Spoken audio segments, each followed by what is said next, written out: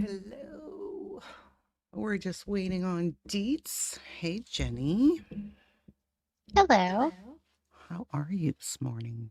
Afternoon. Um, For me, it's morning still. I've taken 2 naps. I'm wonderful. It's not a work day. That is a true story. It's a true story. Hello to everybody in the chat. Good to see everybody here so far. I know we kept saying we were going to schedule and we were trying, and then things would come up. We're busy ladies. No, Lily, we won't be. Life happens. Yeah, life happens a lot, especially when it's 3 people trying to get it together to go live. So, Well, especially this time of year. Like yeah. fall, all of this stuff is going on. It's Oh, great. Deets. Look at who it is. What you Deets. doing? I meant to hit the mic and I hit the camera. I'm trying to find a quiet spot. Am I echoing? No, you're not echoing. Oh, it's echoing. Hang on. You are not. How's it sound to everybody in the chat? Good? If you guys want to take a second, hit the like, do the things while Deets is fixing her microphone. Echo on Deets. Okay. Okay, she shall fix it. We can't hear the echo, but y'all maybe can. Peter said I was echo. Just on Deets.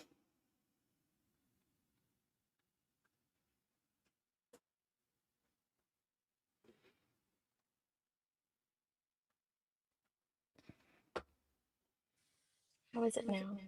I hope I still hear it. Hang on. I hear you echoing too. And I hear me echoing. Really? Do Yes, you guys have ma'am. anything on in the background? I don't. You don't? All right, I'll take you out and put you back in.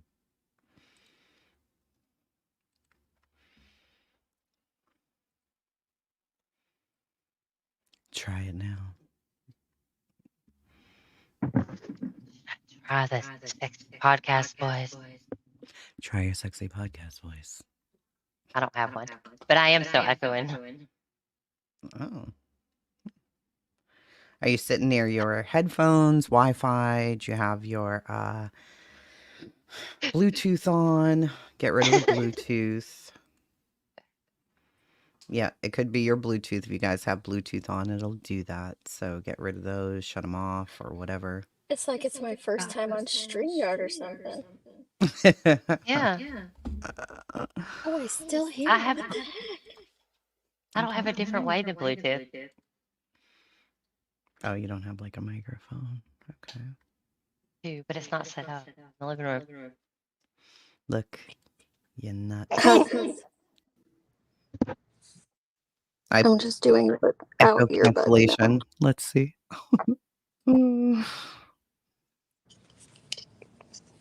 Yeah, I don't know how to adjust anything for them, so I can edit her mic settings. I hit echo cancellation on both of them. Am I echoing? I don't know. We got to wait a second and see. I They just... said Beats is good. Yeah. Okay. Is Jenny good? Can you hear me? I can. Okay. That's just my laptop microphone. Oh, okay. Sounds good. Hey, everybody. They'll let us know, I suppose. I wonder if it's because, I don't know, I saw clicking onto this, there's like an update for the app or something. Maybe I need to do that sometime. Yeah, it's always the Bluetooth. The Bluetooth really does interfere a hell of a lot with these streams. I don't know why that is, but they do. Yay, they said everybody's good now. Whew. Hello, hello. So this is going to be an interesting one, y'all. It is. Sorry that we had to delay so much. That was my fault. I had to keep up with the kiddos and some stuff here that just kept pushing me back. And thankfully, these ladies were okay waiting on me. So I appreciate that. Oh, Well, everybody sounds good. Yes. Look, we My will always wait on you. my Bluetooth screws me up all the time, so we hear it on here every single time I try to go live. Every time. All right. So I think Deets, maybe you should do the intro to the case. Oh my goodness, where do we start? And sorry, guys, you might hear a train. I'm at my daughter's house and they're working really loudly inside, so I snuck out to my vehicle to get some quiet, but now there's a train going by, so sorry about that. This case is so complex. There's over 1,000 pages of documents. I know, because I've read them all. There is so many documents, it's insane. And at first, it just seems like a very simple case. Mhm. That, a woman who was drunk the night before dropped off her boyfriend and then accidentally hit him. That's what it seems like on the surface of it. But the more that you dig into it, and the more inconsistencies that you find, and just your own common sense on some things, you're like, wait, something's off here. Now, I'm not saying there's a conspiracy. I believe a little differently than everyone else. I don't think this is some multi group conspiracy of several people coming together to conspire against this woman. For me personally, I feel a little bit different. But once we start going through this, you'll be able to pick up the pieces that, like, wait, that doesn't make sense. Why'd they do that? That doesn't match up with that. And I can see where some would feel like it starts to feel like a conspiracy, but I don't know. We just have to go through it and come to these conclusions. And I think that this case is going to be one of the biggest cases of 2024, trial wise. If it Mm, makes it to trial, it's going to be insane. It's going to come down to a battle of multiple experts, in my opinion. I agree. So Deets and I think, I don't know, I probably was a bit before Deets just because I had Oh, yeah, you Boston, were. whatever. And around August, maybe before that, she really started getting into it. Like, what? Yeah. I What is? saw it when you played it during Gannon's trial. I was watching your stream, and during lunch, you would always, stream some stuff. And you covered it for like an hour and a half, 2 hours that day. And Mhm. then I'm sorry, babe. I was like, yeah, that sucks. But I didn't really get much Mhm. interest into it until like the end of July when my Twitter friend messaged me and she was like, hey, I'm working on this. I need your eyes on this. I need you to help me read through this and work on this too. And it was kind of like the Murdoch case for me too, where like finally it just clicked. And that's what happened with this one. It just clicked and it's very complex Yeah. and The interesting. Murdoch case, I mean, that was Jenny's, she was so into the Murdoch case, and we were over here kinda like, what? Why Yeah. do you care about this? This is weird. Nobody cares. And then when Yeah. we got into it, we were like, "Whoa, what? What I is Yep. this?" know. I was Yeah. begging people to like pay attention to it. I was like, look at all this. Look at there's so many layers and so many different pieces. And everybody's like, yeah, but it's a lot. And then one day, like for Deeds, it just like It just clicked, clicked. and she was Yeah. like, "Oh, okay, tell me about this. Tell me about this." And I tell her, "Go look at this," and she'd go out and find stuff, and So it was now that's great. kind of been in reverse for Gavel this time. Like Yeah, I I have been obsessed with this case Mhm. since was August, like, like yeah. obsessed. And she's just like, yeah, okay, yeah, that's nice, that's nice. And then finally she's like, wait, what? They did what? They did what? Yeah. So I love it. Love And it. it's a very the case itself on its face initially is Karen Reed, Hmm. who is the girlfriend of John O'Keefe, a Boston police officer. And it seems very, very simple that they drank too much. She went to drop him off somewhere. She backed up, ran him over, or backed into him, That's something. killed him, left him there. He wasn't quite dead by the time he was found on the lawn, and then he passed away in Two a hours later. hospital. Yeah. On the face, when you first read the articles, whether it's the Globe or the Canton newspaper or whatever you see in the beginning, you just think, oh God, I'd hate to be in her situation. That's Oh, awful. for sure. Your heart breaks for her. Yeah, this is terrible. She ran over her boyfriend, Mm-hmm. and she's going to be in trouble for this. And then the next thing you know, you're thinking, oh shit, she's really in a lot of trouble now. And then you begin to read documents that were put out, and you're like, oh, wait a minute, something is Something amiss. is amiss. For So sure. we got together using some of course, Sleuthy Goosey's work from Spreadsheet, yes. Twitter. And I sent her Shout the out, Sleepy. stream. I sent her the stream, so I think she'll be in the chat sometime today. Great. Oh, I awesome. love it. She did an awesome job. She did. And the people who helped her did an awesome job. Awesome. She's great. Yeah. Wonderful. So these were all put together. We didn't know if we should just read you the documents, which may be friggin' boring. But what we are going to do is we're going to record the documents in audio format and put them up probably on Jenny's channel so that they're there, like a podcast format. If you just want to hear what the documents say in order, we'll be reading them, and then you can just play them. I think that might work. So much to read. Like, Deets is not joking. Yeah, she like went I through all said, this over time. I've been yeah, doing this like a little over a week. I think I've been looking at this case, and I'm like, wait. Like, I wanted to wait to go live just so I could catch up. I'm not even through all the documents yet, but there's a lot there that you're not going to see on people's lives or podcasts or whatever. well, They're in the documents. the thing that you have with the documents as well is that they're ever changing, so the prosecution puts in a motion for this and they leak you out a little bit more information on the case, and then the defense comes back and combats it with this motion, and then they leak out a little bit more on the case. And so you can see the story change and evolve through the documents over time, but it's digging and sifting through all of that information that I feel like a lot of people give up on. And I understand why. It's a lot. Yeah, definitely. It is And a then lot. And also Glarer, the Glarer's here. We got him turned on to this too. And he reached out, and he had one of the people who are prominent in the case. We're not going to go over any of that. So I want to warn you in advance, the mods will be deleting anything that has to do with any ridiculous questions about the person who is currently at the forefront of this case. We're approaching this from the case perspective and not from all of the other Can I stuff. say something on that? Because I don't give two craps about that and what's going on there.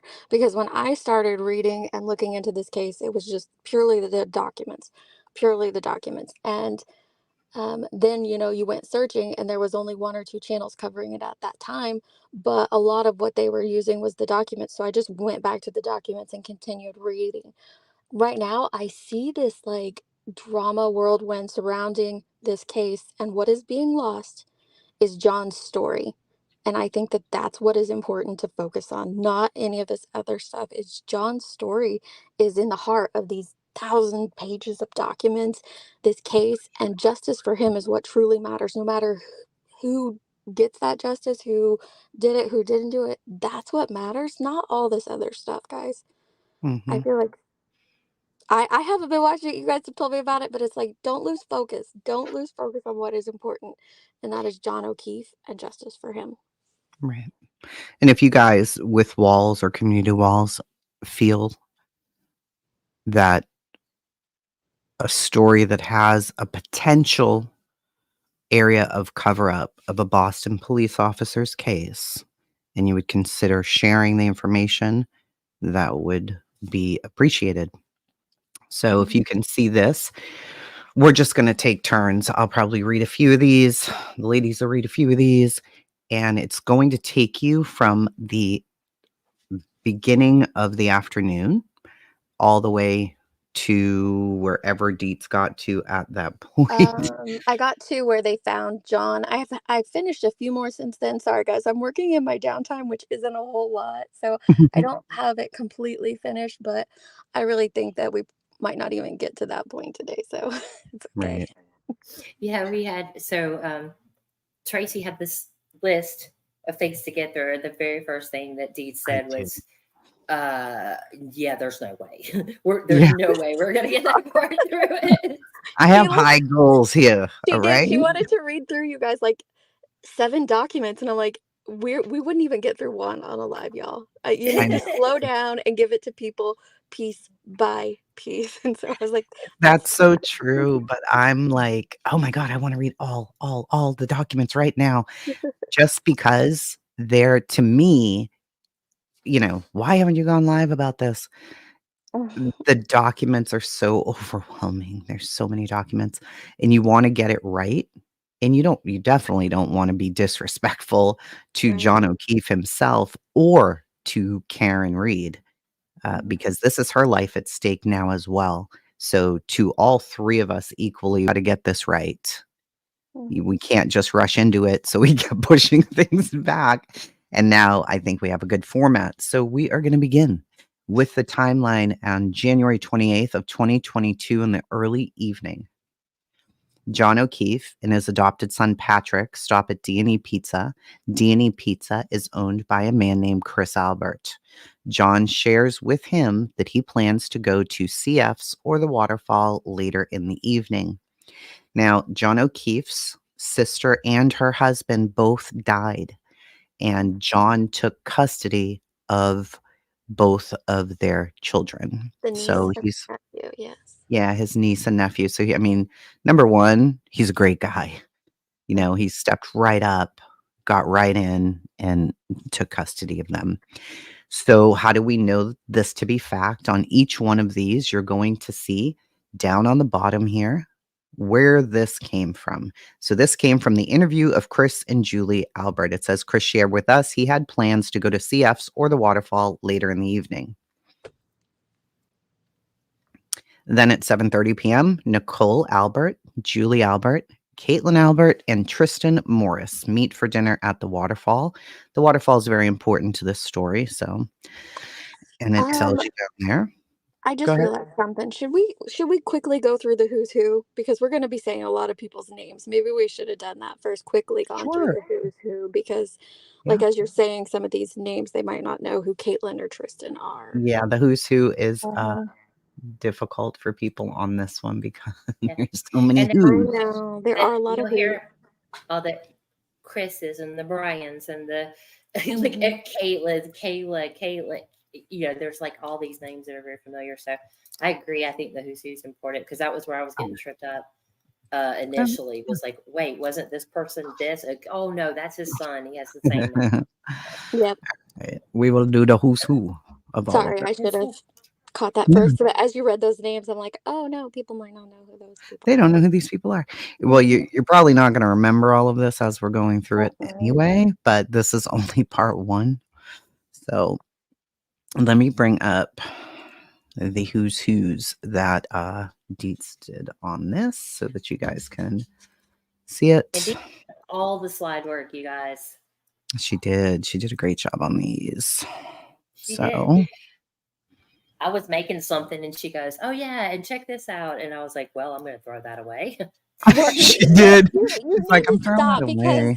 When you guys see what I made and she wants to throw hers away, I'm like, it's mine wonderful. is like a kindergartner's drawing with crayons, and hers is like AI. Like, I'm sure. I just wanted people to know how much you put into this. She did. It was very all right. Let me see if I can get them all over here so that you can all see them. Here we go.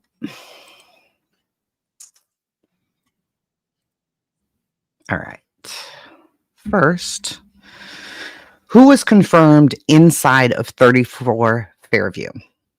You have Brian Albert right here. Okay. He is the homeowner, and this is his wife, Nicole.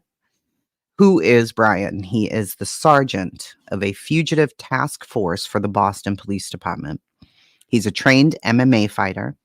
He did not come outside when John was found dead on the lawn. Okay. He ended up listing his home that had been in the family for generations on November 17th of 2022. And the home sold on April 10th, 2023 for well below market value. Nicole Albert, she's a homeowner. She's Jen McCabe's sister.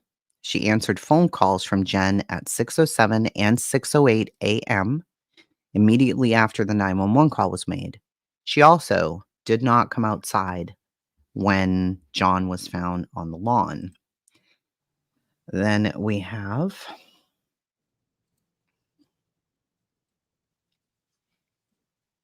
my mouse is being a complete jerk, but Chloe, the German Shepherd dog. This was the Alberts family dog for many years. Brian claims she wasn't friendly with strangers. She allegedly bit 2 people. The defense is waiting on those documents. The family dog was rehomed 4 months after John died. Her location is unknown at this time. You have Brian Albert Jr. He was celebrating his birthday at the house on the night in question. He had his friends Sarah Levinson and Julie Nagel over. He was admittedly at the home all night and was there the next day. He was not interviewed until July 6th, 2023. Keep in mind that John passed January of 2022. 2022. So Junior wasn't even interviewed until, 18 months later. Mm-hmm. Caitlin Albert works for an investigator for the Attorney General's office, claims she was picked up by her boyfriend Tristan at 12:15, even though the documents state Caitlin and Tristan were together earlier in the evening. She also was not interviewed until July 6th of 2023. Okay, so there's those 2. Then you have They have another child, Brian and Nicole do, but that child was not well, he's not a child, he's an adult, but he was right, not there that night, so I didn't feel like it was necessary to include him in this at all. right. Then we have Jennifer McCabe. Jennifer McCabe, you're going to hear a lot about her. She's Nicole's sister, the homeowner. Based on her Apple Watch data, she was awake all night long and most of the next day. She was texting John when he arrived at the house. She observed the black SUV from the front door. The black SUV is allegedly Karen Reed's SUV. At 2:27 a.m., she Googled. She misspelled how, but Hoss longed to die in the cold. She deleted several calls, texts, and screenshots from her phone before she turned it into the police. She delayed Karen from getting back to 34 Fairview. She claimed she heard Karen say she hit John. There have been multiple changes to Jen's statement since her initial interview, too numerous to list here. A separate slide will happen about Jen. I want to add something here. The reason we have so much about Jim McCabe in this case is because her phone was taken and they were able to download all the information from it. 3 separate times, actually, they did analysis on her cell phone data. So that's why she is. I just want to be clear that that doesn't necessarily point towards her, towards anything or a guilt for her or anything just because she's mentioned frequently. It's just we're able to collect a lot of information based on what they have taken from her. Now, they might have more from others, but all we have out right now is John O'Keefe's phone information, a little bit of Karen's, and quite a bit of Jennifer McCabe's. So that's why she's frequently brought up. Right. Yeah, Matt and McCabe it's a is. Oh, go ahead. Sorry.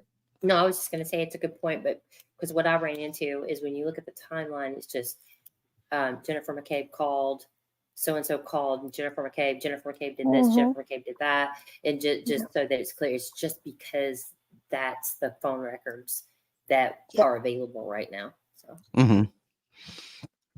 So Jen's husband is Matt. He knew John for 8 years. He had only met Karen a handful of times. He claims to have seen the black SUV parked in front of the house, observed it from the front door of the house, noticed that it moved slightly. Claims the tracks on the road indicate Karen did a 3-point turn. The statement was changed later in a document to state that Karen drove off down Fairview in the same direction her car was facing. The final change came when he claimed the tracks in the road formed a V, back to indicating that a 3-point turn had happened. Left Fairview at 1:47 a.m. with Jen, took Sarah and Julie home, and then Jen and Matt have several connections on Facebook to Proctor. We'll explain who Proctor is, and yet claim to be just now meeting him at their first interview. So for what he says to even, be true, they walked out of that house at 1:47 a.m. The black SUV wasn't out there anymore. So you would have John, 6'2", 6'2". 200 and some odd pounds, laying on the front lawn, but nobody's seen him. Mhm. So, And sure. I do want to state that Matt McCabe's testimony has changed 3 times. Now, we don't know if it has changed because Matt has changed the version of events or if the prosecution or we don't know who changed it based on these documents. We just know that it, went from 1, 2, and 3 things, separate things. And they're slightly different, but they're similar as well. And we'll get through that as we go through the timeline. I just wanted to put that in there, that sometimes some of these testimonies or statements are changing, and unfortunately, we have no idea who is changing them. If it's statements made by the witnesses themselves, or if it's the person writing the statement, or if it's the prosecution putting a little twist on it as they insert it into a document. Right. We don't know. Here's the defense. David Yannetti, Alan Jackson, Elizabeth Little. So David Yannetti was a former lead prosecutor. He was recently named one of the best lawyers in America by U.S. News and the World Report for a 3rd straight year, has achieved a perfect 10.0 rating by... My dogs want to do crazy things right now. So he received a perfect 10-point rating, and he, making sure nobody's breaking my house here. He is her defense attorney. 1 second, I apologize. I don't know why they're barking. There's nothing there. They bark at invisible things. And then Alan Jackson, one of the country's most sought-after criminal defense attorneys, a former prosecutor and assistant head deputy for the Mayor Crimes Division at the L.A. County District Attorney's Office. And then Elizabeth, partner at Worksman, Jackson, and Quinn. Her pretrial investigation and motion practice has been instrumental in obtaining dismissals in numerous high-profile criminal cases. So you have them. Then you have a couple of other attorneys as well here. Oh, my mouse. I think my batteries are dying. You have Kevin Reddington. This is Jennifer McCabe's attorney. Mm-hmm. Claims she passed the polygraph test despite having never been charged with a crime. And then you've got Greg Henning, Brian Albert's lawyer. And there's then a few more. I just don't know their names because, it has been stated by the prosecution that they all have legal representation. It's just not out there yet. Everybody's so happy to see you, Deets. I know I had to connect to the chat. I hope everyone's doing well. Who's who in the Commonwealth? You've got the judge, the Honorable Beverly Cannoni, whatever her name is. This lady here, Norfolk Superior Judge, possibly connected to Jen McCabe's brother-in-law. She's been asked to recuse herself. She said no. You've got Michael Morrissey, the Norfolk District DA. And then you have Adam Lally, the assistant district attorney. And he's the lead prosecutor for the Commonwealth. So now we know the who's, right? And you probably forgot them all because there's so many of them, right? Right. I did put out some of the law enforcement ones this morning. You Mm, don't have to pull it up, but if people want to go check those out, there's a few other people that are not necessarily the main part of the story, but worth knowing. absolutely. All right. So the Alberts meet up at the Waterfall Bar, and then the next thing is 7:37. John and his friend Michael Camerano enter McCarthy's. So they're getting ready to go out for the night. They're getting ready to go drinking, go to CF McCarthy's. They're going to have some drinks. And then it tells you down here, John walks into the establishment. He's wearing jeans, black Nike sneakers, a gray and dark gray long sleeve shirt, a dark baseball hat with an American flag on the front. It's approximately 7:37 p.m. and he's with his friend. Okay. And Dietz made us a little Just thing. to yeah, we're gonna hear a lot about these three places, the mainly CF McCarthy's and the waterfall, and they're just right next to each other. I think sometimes when you are reading through documents and stuff, it's hard to envision, locations in your mind, and it's just important to note that it's just right down the block. So, Mhm. All right. I'm going to do two more and then you guys can. January okay. 28th at 8:45, Julie texts John saying she's at the waterfall and to get down there. So Julie Albert texts John O'Keefe saying we're at the waterfall around 8:45 p.m. Come down here. At 10:41, she sends the last text to John shortly after John and Karen walk into the bar. So Julie is Brian Albert, the homeowners of 34 Fairview. It's his sister-in-law. Just to kind of give you guys a context that you'll hear a lot of Alberts like Mhm. Julie and them, but they all know John and they're close with him. I mean, they're close enough for her to text John and say, "Hey, get down here, let's hang out." Mhm. So they're all very close. 8:51, Karen Reed enters CF McCarthy's. And in Karen's original statement, she said around 9 p.m., but the video shows 8:51. So we're trying to be precise here. And she's wearing a black jacket, black boots, black pants. She has a small handbag and a white shirt underneath her jacket. 8:58, the bartender hands Karen a tall cylinder style glass containing a clear liquid with a lime in it. All right, Deech, you want to do these? Yes. Okay. So at 9 o'clock, Jennifer and Matt McCabe meet up with Nicole and Julie at the waterfall. No mention if Caitlin and Tristan are still there. That's kind of important to note when we think of later. Tristan's going to come pick up Caitlin, but yeah, everybody is still at the waterfall. So just kind of keep that in mind. Says at approximately 9 p.m., Jen and Matt McCabe meet the Nicole. It says the meet Nicole and Julie at the bar, and then it goes on to something else. But yeah. Okay. Also at 9, and I cannot say this last name, Nicholas Nicholas. K. Yeah, we're just gonna say Nicholas K. He arrives at the waterfall. This becomes important. His wife's gonna come here in a little bit as well. They're just a couple that hung out at the bar and had some insight into that night. So at 9:15, John hands Karen a cylinder glass with clear liquid and a lime in it, so she has another drink. At 9:20, Karen receives a shot glass with clear liquid that she pours into her tall glass.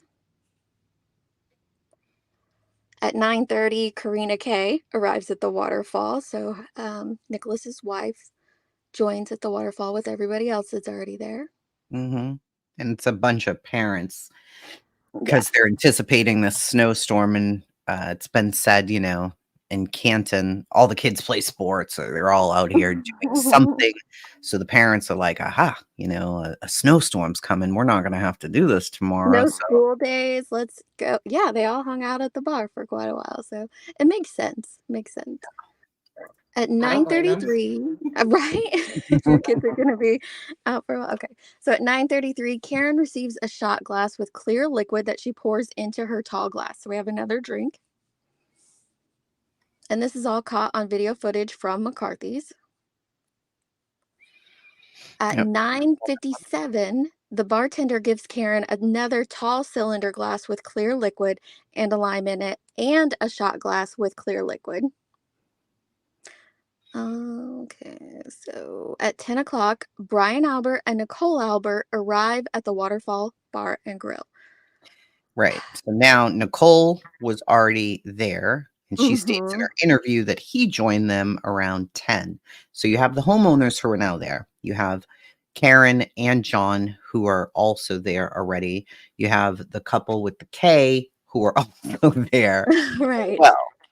So, but I put that red note in there because this is where I want you guys to note that it's not that the statements are necessarily conflicting, but you have several adults who drank a lot and their memories were probably a little bit fuzzy as they're telling the story. So Nicole or Brian in his interview says that him and his wife came at 10.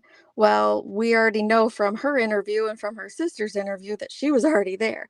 And he Right. actually came with a friend. That's, shown on footage. So there's just a few things that are just slightly off. And I don't know that it's necessarily imperative to the story unless you want to take it all into context of, well, they got that wrong. They got that, so. Right. All right. So now all these people are there, and Karen receives another shot glass that she's pouring into the tall glass. Mhm. So that was Well, 10:22, and then this one's 10:29. and they're still down at McCarthy's. Everybody else is over at the waterfall. And Karen and John are still down at McCarthy's. She receives another one at 10:29. Then at So 10:40, they leave. yeah, so she was holding her last drink in her hand for a total of 7 drinks.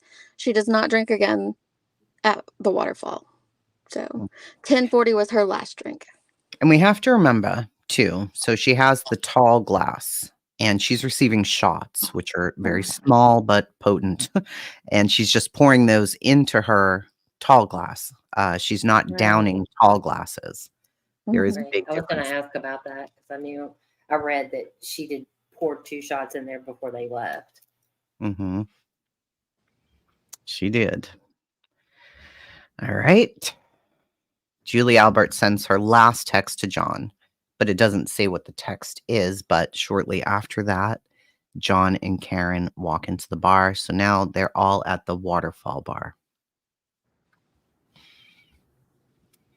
And they're thankfully, because in some of these, there's like no video and you don't Mhm. have anything. But in this case, you do. You do Yep. have some videos. So from the interior camera, the troopers observed the victim and the defendant enter the bar at approximately 10:54. All right. At midnight, Nicole leaves, heads home to 34 Fairview, where everything happens, and she's joining her sister Jen M, Matt M, and Brian A. So if you are paying attention, if you're just casually listening, I say perk up now because from 12 a.m. to 12:30 a.m., a lot of stuff is going to happen in that very short time frame, and quite a bit of it is conflicting. So. Right. We just wanted to give you the before. So, Mhm. what was leading up to all this? How did all these people meet up together? Why were they all even there together? Here we go. Jennifer McCabe is in proximity of the Waterfall Bar and Grill. They know this again because they have her phone data and they can use it. And we'll talk about phone data, which Jenny can probably come in on that too, because sometimes the phone data is right in this case, but sometimes the phone data is wrong. Like it's just completely wrong, Right. allegedly, right? So sometimes Right. it's reliable, but sometimes it's so not reliable. It Yeah. don't make And sense. It sometimes depends on the there, witness. yeah, and sometimes there's reasons for things that we don't necessarily think of, like something may get categorized as answered or categorized Mhm. as missed or whatever, and there's a different reason for that. So yeah, go ahead. Mhm. Sorry. No, that's fine. One of y'all want to take this one? Go ahead, Jenny. Okay. At 12 a.m. on January 29th, 2022, Ryan Nagel receives a text from his sister asking him to come pick her up from 34 Fairview. And I learned pretty quickly that Ryan Nagel's brief appearance here is super important. With Miss Reed's version of events, Ryan Nagel testified before a grand jury that he received a text from his sister, Julie Nagel, around 12 a.m., requesting that he pick her up at Brian Albert Jr.'s house, a longtime friend of hers for 15 years. According to Mr. Nagel, he and his friend and girlfriend arrived approximately 15 minutes later to pick up his sister, Julie. Mm-hmm. You'll see why soon here. Ryan's testimony is important. Very. Go ahead, Jim.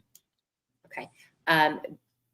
This is 12:05 to question mark a.m. because Well, it's yeah, there's unclear. Yeah, there's a couple of different things like people's memory of time versus vehicle location time or phone location times and things like that.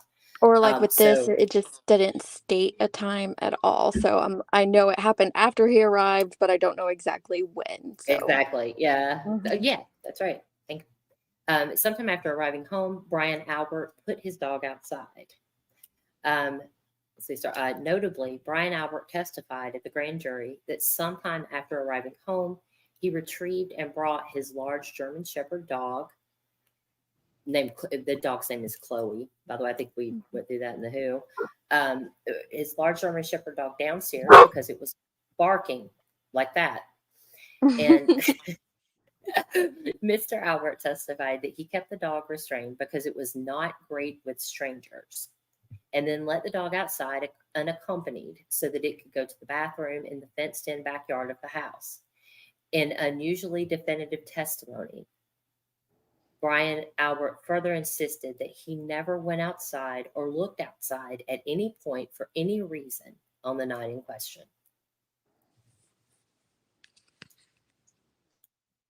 Um, 10:12 a.m., Karen Reed walks out of the waterfall with two other women. The statement says at approximately 12:10 a.m., the defendant walks out with two females, leaving through the front door. Moments later, the victim, standing alone at the table, takes a sip from a short cocktail glass and walks out. And he walks out with his cocktail glass.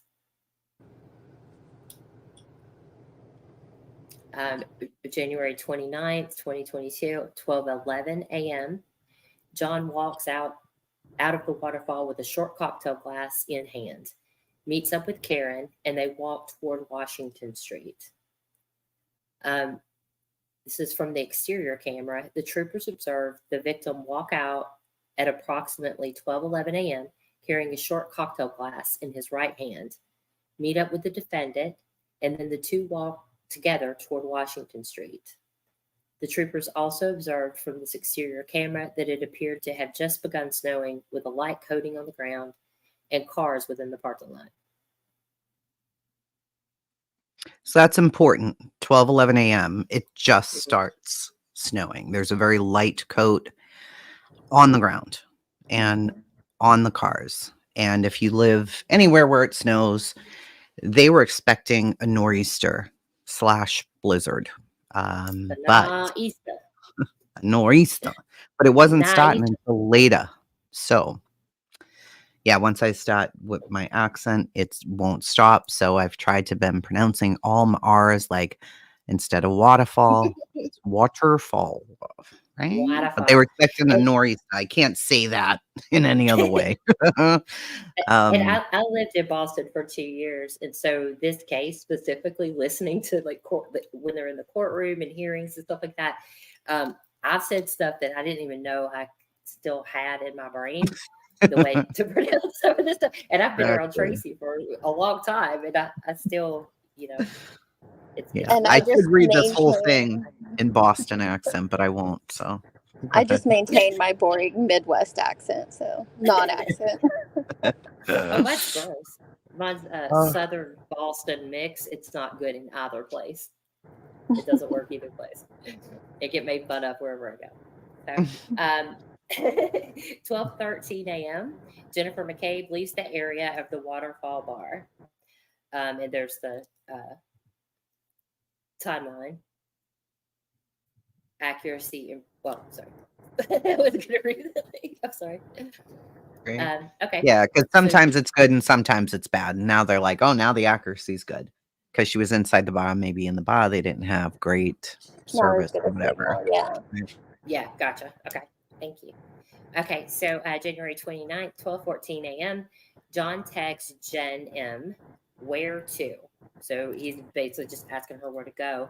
If we haven't touched on it already, John O'Keefe had never been to the Alberts home previous to this, so he's asking where he needs to go.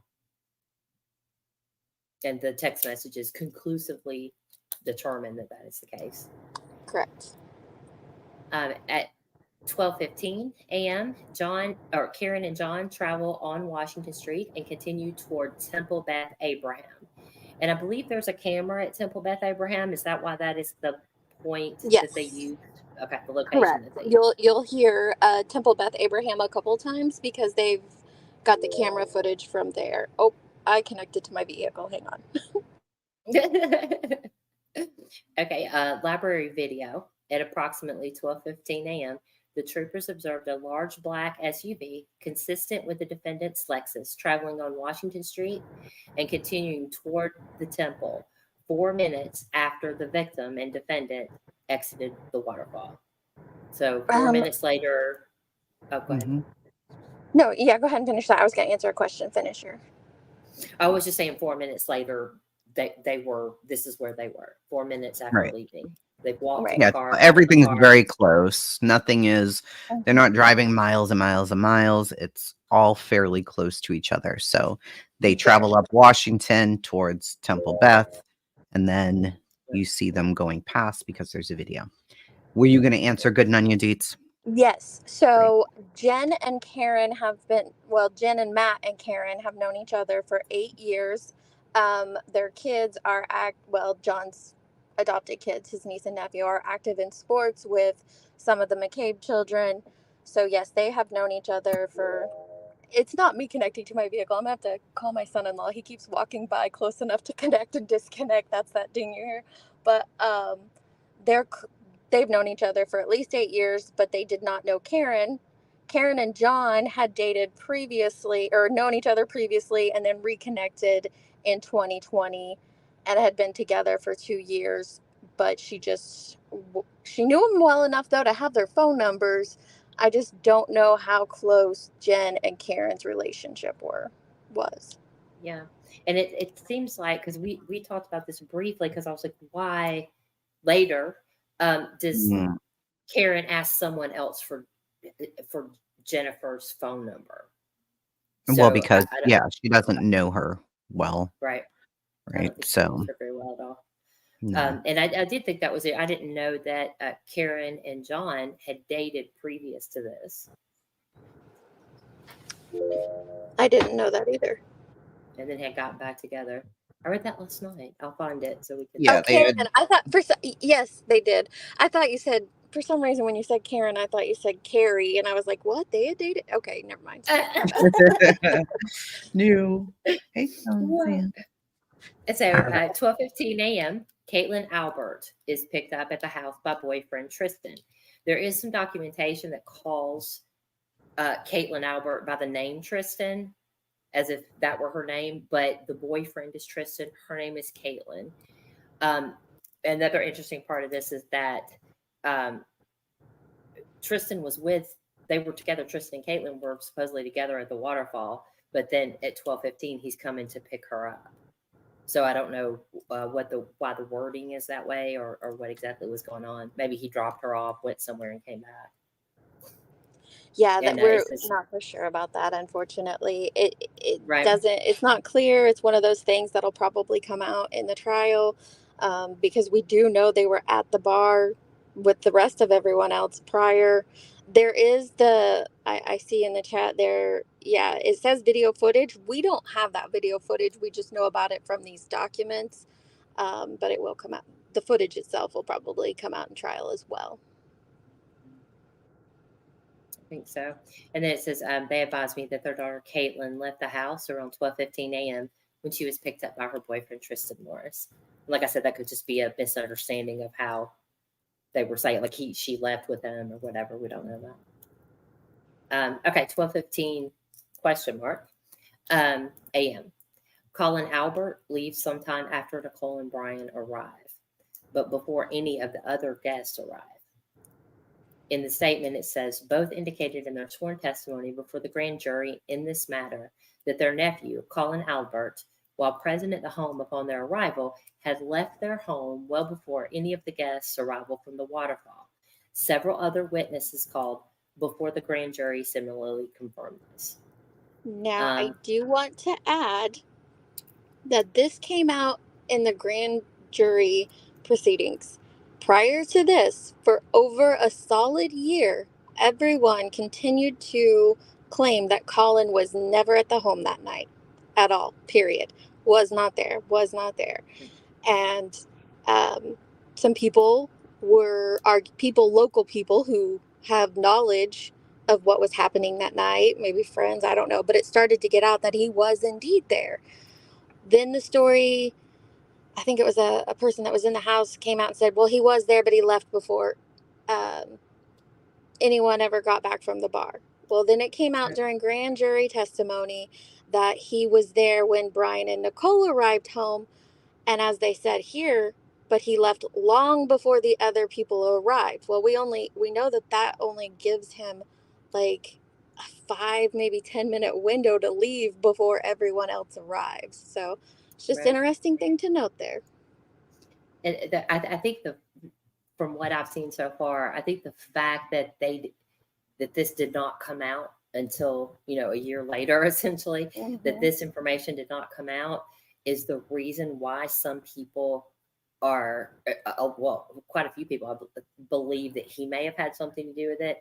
I don't necessarily believe that, but I think this is the driving point of information. Right. I'm with you, Jenny. I don't necessarily believe that he had something to do with it, but when you have a lot of people lying about something so trivial, it does create doubt for a lot of people and have them question it, and then they start to speculate, and then they start to think of conspiracy theories. We don't know any more than what we know, and at this time it's just that we're told he left before the other guests arrived. Right. Okay. Okay. Here we go. Doing hard work. No. Karen and John travel past Temple towards the intersection of Washington and Dedham Street. So it says at 12:17 from the Temple video, the troopers observe a large black SUV traveling by the building toward the intersection of Washington and Dedham Street in the direction of Fairview. So 12:17, they're still driving. They're getting ready to go over there.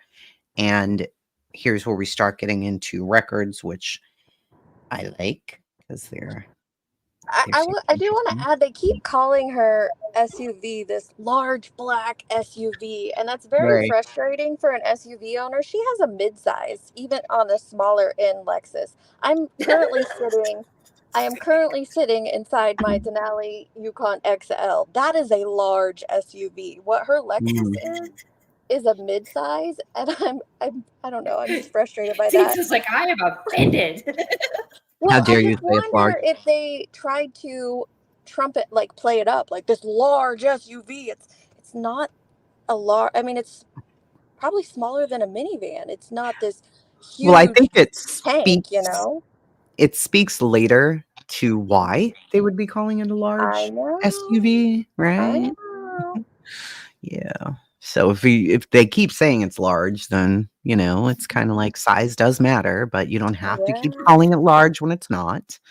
At 12:18, 47 seconds, John calls Jen, and they speak for 36 seconds. Now, in one of the documents or an article, perhaps, it says on the first text, He knew the address. They put it into Waze and off they went. But now he calls her. They speak for 36 seconds. This is deleted from Jen's phone.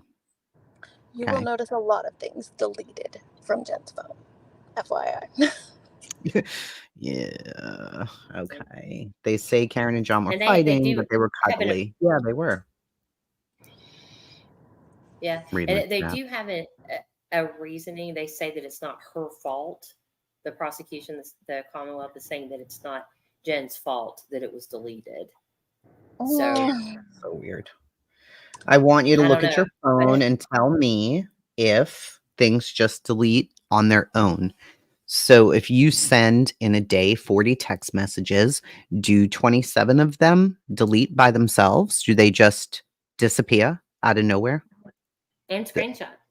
And Well, and screenshot. you have to remember, and hopefully by the time the trial happens, the prosecution, maybe they will come out with a better expert for the phone data than the one that initially who initially extracted the information. Because the person who initially extracted the information was not an expert by any means. It was a state trooper, who had a 4-hour course in this. So, And now they do have the oof. defense does have an open motion currently that hasn't been ruled on to have an expert, one of their Yeah. experts, look at it. So Well, their expert that's has. That's who we're getting all of it from. Is Richard Green is the defense's expert who has analyzed the data and was able to put it into Celebrite and another thing I can't remember, and really get a lot of this deleted information that the prosecution's expert did not have initially.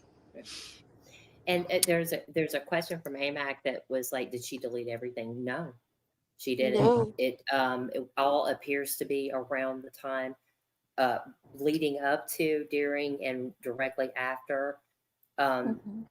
John's death, up to the point where 911 is called, and then it looks like those stayed. It looks like everything from 911 on was there. So No, she deleted a couple more hours after the 911 call. It was about up until about 8:40, I believe. 8:40 to from like that last one that we just read, whatever that time was the first deletion. Up until 8:40 a.m. the next day, she deleted all that. But it wasn't just phone information. That's why I find it hard to believe that you would Right. just blame the phone. There was also deleted text messages. There was also deleted screenshots. So there's other Mhm. things deleted. Yeah. 12:19, John's first ping in the neighborhood of 34 Fairview. So based on my analysis of the location data obtained from O'Keefe's cell phone, it appears the first location ping in the neighborhood near the Albert residence occurred at 12:19:33. Location data indicates that O'Keefe arrived at the Albert residence at 12:24:28. And that's an affidavit of Richard Green. All right, Deets. Okay, so at 12:24 a.m., Karen and Ryan Nagel meet at the intersection of Fairview Road. Ryan's vehicle allows Karen to turn onto Fairview first, following her to the house. The document says that this is from Ryan's interview, and in my opinion, mine alone, not the others, I don't know how they feel, but Ryan's testimony of what he witnessed in the 15 minutes that he was there is very important. He doesn't seem to have any agenda, any connection to anyone on either side. And so that's why I find his testimony very, very valuable.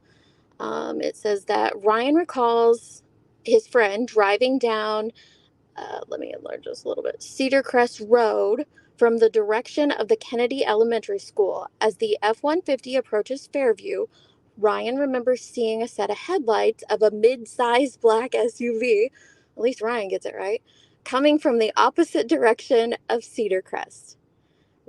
His friend yielded to the vehicle, allowing it to make a right hand turn onto Fairview as their F 150 then followed, making a left hand turn onto Fairview. So, this is really important because we have John's GPS data telling us exactly when they arrived. So, even though Ryan stated in his interview that he got there at 12:15, because of his testimony and John's GPS data, we know that he actually arrived around 12:24.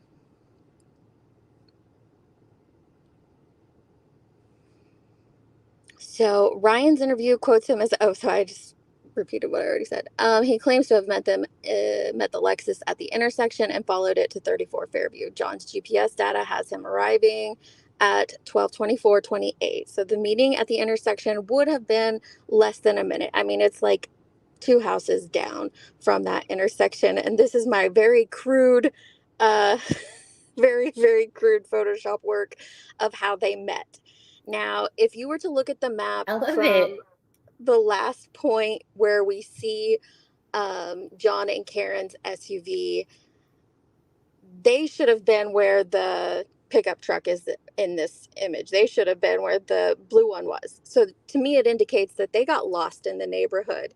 And it also took them from that one point to here, like 12 minutes. And it was maybe an 8-minute drive. So they must have wandered and turned down the wrong streets because now they're coming from the opposite direction. So it just kind of lets you know that, yeah, they probably had quite a few drinks and were not firing on all cylinders. At 12:24:28, Karen and John, as well as Ryan and the 2 people with him, arrive at 34 Fairview Road. So Ryan told us that his friend stopped the F-150 directly in front of the driveway. So that's where that pickup truck is in that image. It's directly in front. He's on the road, but he's in front of the driveway. And he remembers that the black SUV stopping along the right-hand curb towards the left side of the property as you look at the home from the street. The location data indicates that O'Keefe arrived at the Albert residence at 12:24:28. So that gives us our time.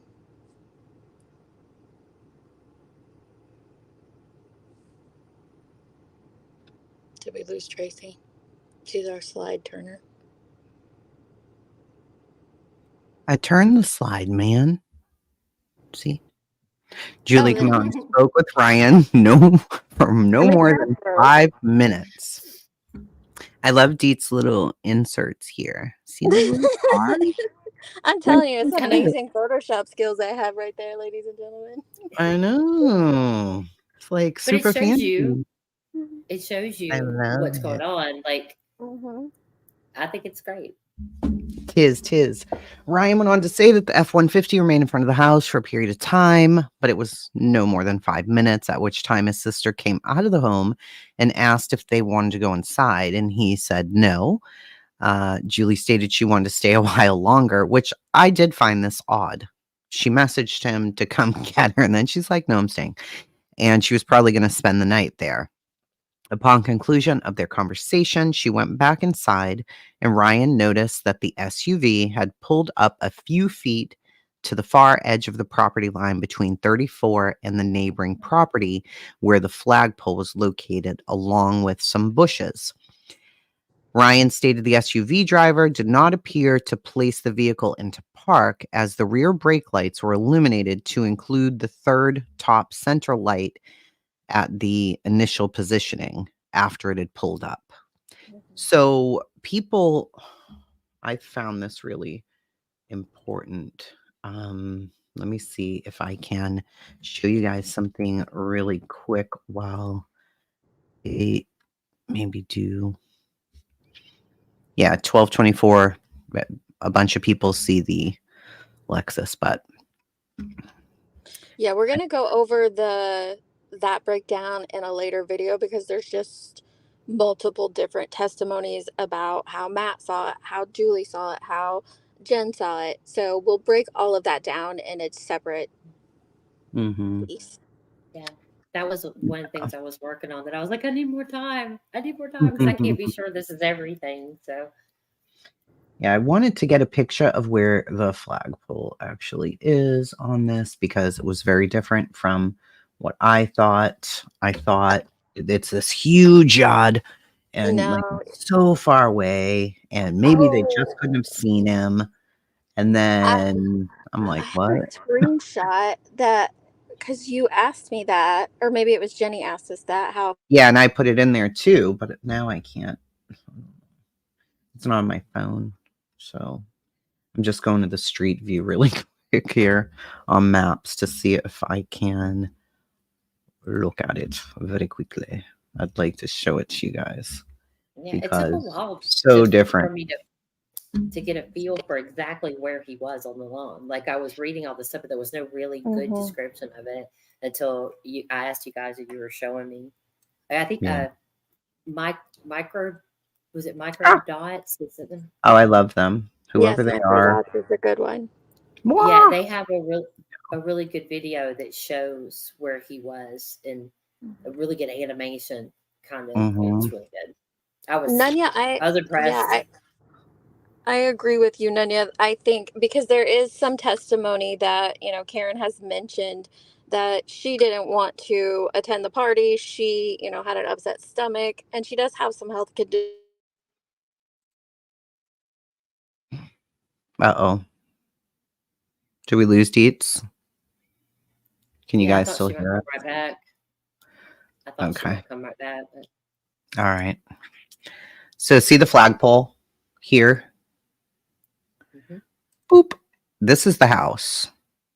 This is the front door. That's a side door. He was allegedly about right here. Okay. If that makes sense. And even on my screen compared to your screen right now, it does look different. It looks further away. This is not a huge yard. If the cars are parked over here, right? Maybe. Then, like if her SUV's here. Can you go up top and then kind of well, you're not on Earth, are you? You're on just Google Maps. I'm on Google Maps right now, but okay. I think it's important to say that if you look at this flagpole's not, 500 feet away where you just can't see anything at all. If they even come out of here, you still got to come down here and walk out. If a whole body is laying here with dark clothes on, on top of a coating of snow, can you see the body? Of course you can. They told me 12 feet from the curb to where he was. I don't know how many to the flagpole. Yeah, 12 feet. Hold on, I'm trying to turn around, but my mouse is a whore, so I apologize. She did not admit to. I saw that. Did you guys answer that? Sorry, Marshall called and it knocked me out. But I'm sorry. No, I didn't. From Kubi? She did not admit to hitting him, and she said that she hit something. Her father said is that she thought she hit something that night, which she did. When she went to go searching for John, she backed in. She said she backed into something. She backed into John's vehicle. And that's the thing. And you also have to remember that she was wasted. By the time they picked her up and took her to the hospital actually as well because she was hysterical and tested her blood alcohol content. At that point, she was at 0.07, 0.08. So imagine 5.5 hours prior to that. So I don't think you can go off of her testimony very much. You have to go off of the evidence in this case because I think hers is going to be very skewed. You also have a street light out here. It's not like where I live where there's no street lights whatsoever. So you do have a street light here. You have people backing out of the driveway and moving. Oh my God. Seriously, bro. Stop. I hate this. You guys, so you have right here. So there's the flagpole, and he would have been about there, I'm guessing, 12 feet from the road. So here's the road. It's not like he was way over there. He wasn't in the mulch. He was in the yard. He's laying in this yard.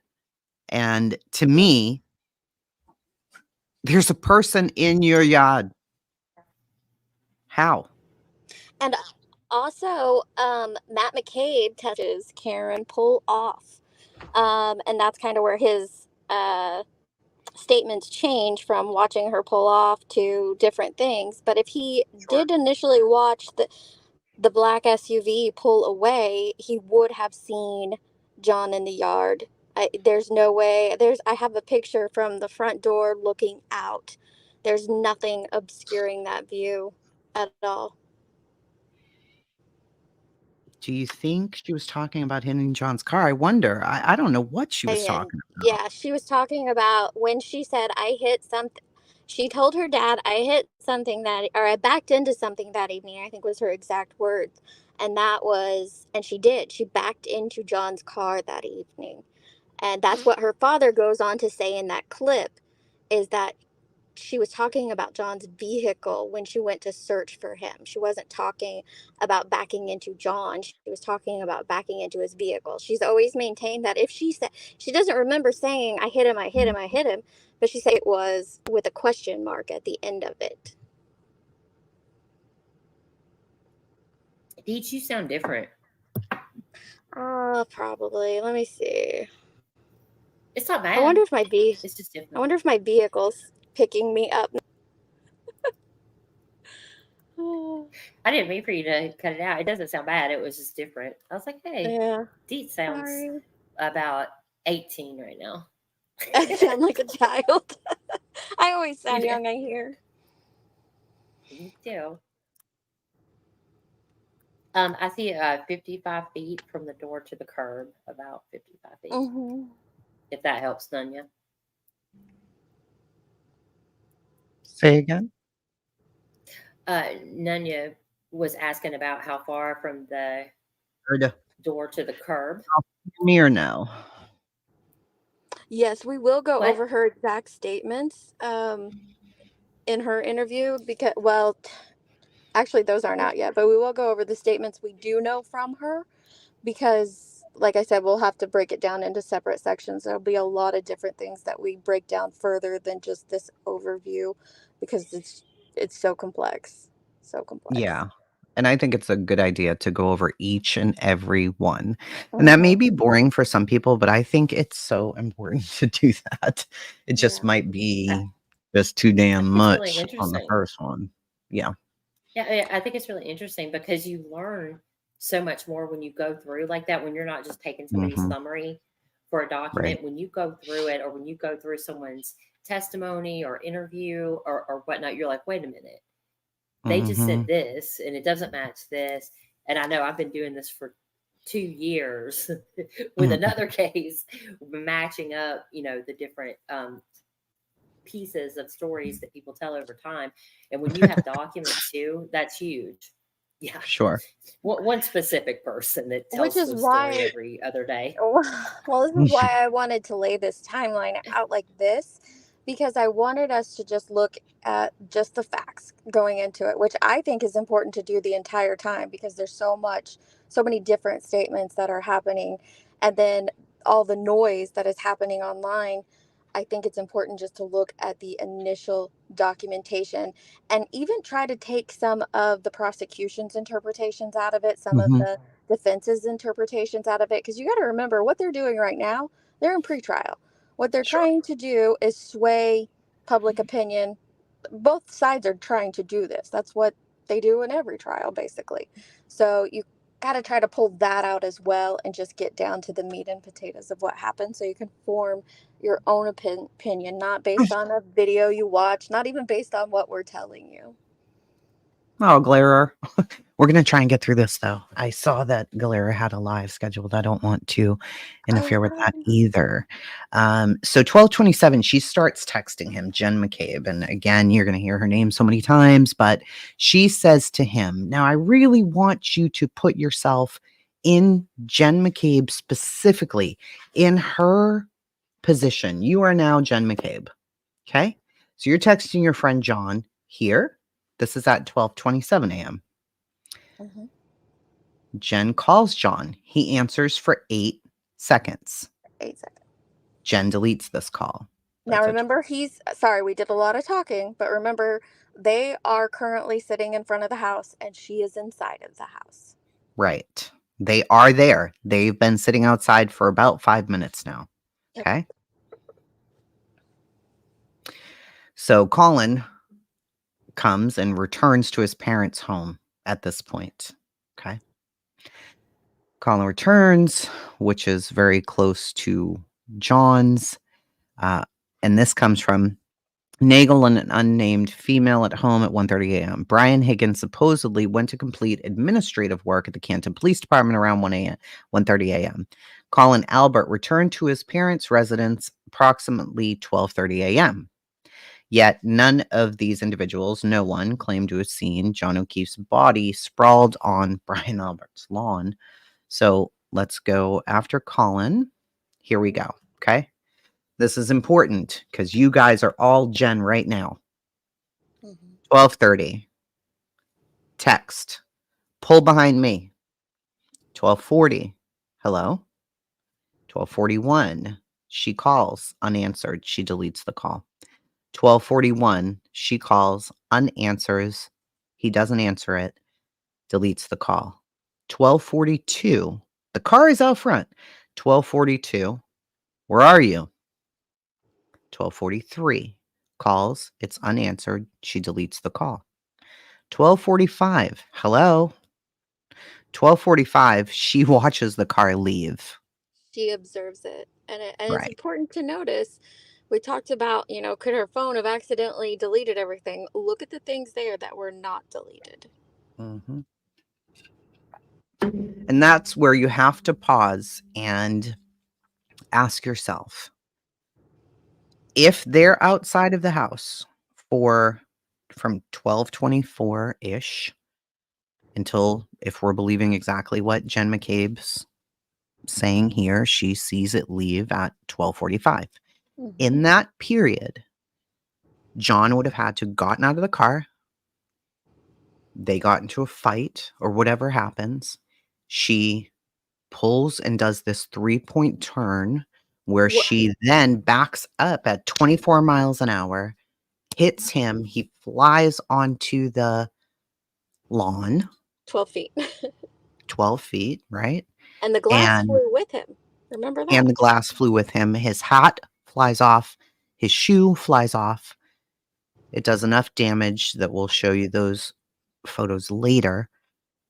But she's looking for her friend. Jen McCabe is looking for John. She's looking for him. She wants to know where he is. She's clearly going to the window. She observes the Lexus leaving, according to her. If you're observing it leaving, are you then texting him? Where the hell are you going? I thought you were coming inside. What are you doing right now? Because 1, 2, 3, 4, 5, 6, 7, 8, 9 different activities, plus the ones prior to this. Right. It's very, very, very strange to me that. I just know that my friends. It's a lot. Personally, if my friend is, less than 150 feet sitting outside the vehicle and not coming in the house, and we'd all been out at the bar together, I'm thinking in my head, okay, maybe he's uncomfortable because he doesn't know this home or these people. So I'm going to go out there and say, hey, what's up? You guys coming in? You going to go home? What's going on? I'm not going to just continually try to call and continually text him when they're less than 200 feet away. I would go out and make contact. But then the most important part of that, there's two important parts that Tracy touched on. One is that she observed him leaving, and I can send you that picture, Tracy. I don't know if you have it, of the view from the front door. If she she observed her Karen leaving, the black SUV pulling away. If he was already in the yard at that point because Karen had hit him, she would have seen it. Same as her husband. Another important thing to know is that through the course of these pre-trials, initially the prosecution alleged that the marks on John O'Keefe's arm came from being attacked with a glass. It's broken glass. That was the initial thing. Now that's no more. Then came the statement from Matt McCabe where they throw in this 3-point turn. Well, can we pause right there really quick? Because if that was the theory first, would she have attacked him in the car? If so, all throughout the car would have been, Glass. glass and everything. So we're assuming he got attacked outside the car if the glass theory Mhm. could have been true. If you're Jennifer or Matt or anybody else, you're looking outside. Is she silently attacking him while she's drunk and nobody hears the fighting outside where she is able to attack him with a glass to Mhm. do that much damage to his arm? I don't buy that. If you're having a Well, fight and where you're going to cut somebody up with a glass, you're being loud. Mhm. You're not just silently trying to slash them with a cup or But glass, but we don't even need to focus on that because the prosecution's moved on from that. Then they went to the 3-point Right. turn, and now that yeah. and that came from Matt McCabe. Now I know you said that she said they were gone in one of her statements. Her and Matt both alleged to have watched her pull away. Now, again, that has changed, but we don't know if it has changed from them stating it, from the DA changing the document, or from an officer changing the document.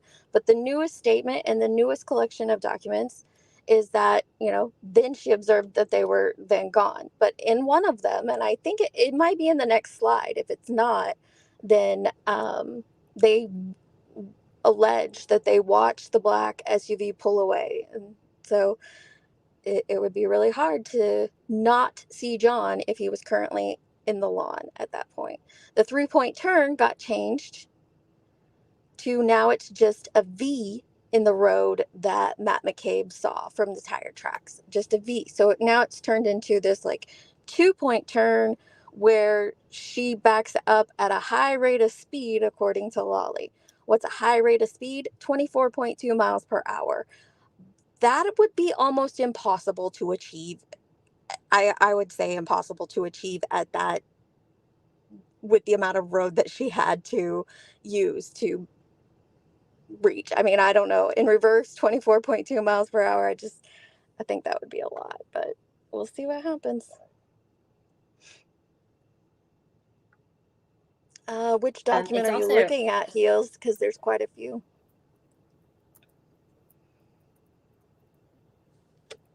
I was going to say it's also important, like what you're talking about. The prosecution had this theory to begin with that has changed over time. The theory has, when saying like this couldn't be possible, we don't think this could be possible, or this doesn't make sense.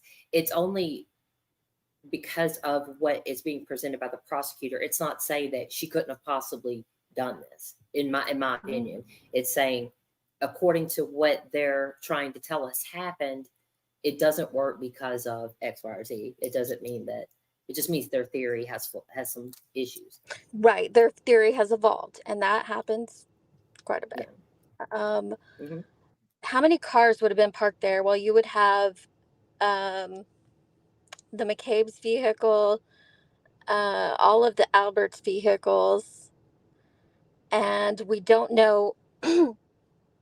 I would say that Julie didn't have a vehicle there because she asked her brother to come pick her up. We don't know if Sarah had a vehicle there or not, if Brian Jr. had a vehicle there or not, but I would say there's at least 3 in the driveway. But there would have been room in the driveway because Jen McCabe told John to pull up behind me, and her vehicle was parked in the driveway. So there still would have been a little room left in the driveway, I would think.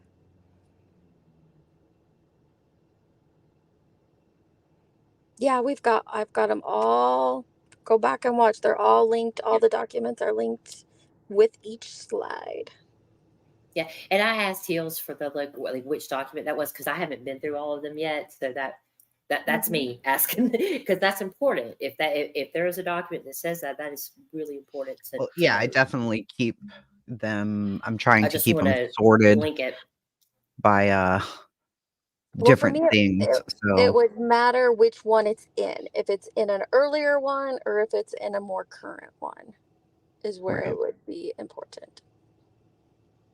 So, looking at the residents of 34 Fairview Road from the street, 3 females were in the left corner of the property in the area of a flagpole and fire hydrant. So, they observed him, etc. So, we looked, right, to see where he was. And if you look at the Hold on. Wah! Don't cry, kitty cat. Why do cats cry so much? It's really annoying. I can't do cats. So they're saying that they were over in this corner here. Wah! See it? There's the fire hydrant. There's maybe a box thing here. And there's this. Mm-hmm. This is... Look, you little mother.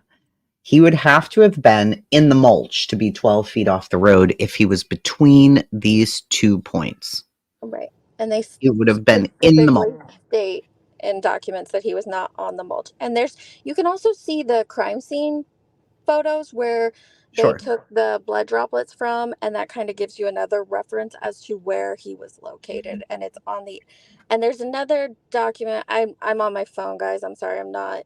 My computer's at my house, but there's also another document that states it was between the flagpole and the mailbox, but on the left side of the property, if that makes Right. sense. Okay. Ooh, I don't want to look at those pictures at all. If one of y'all can work on trying to find that, that'd be great. Since I have to do this on this end of it. But Sorry, it'd have to be Jenny.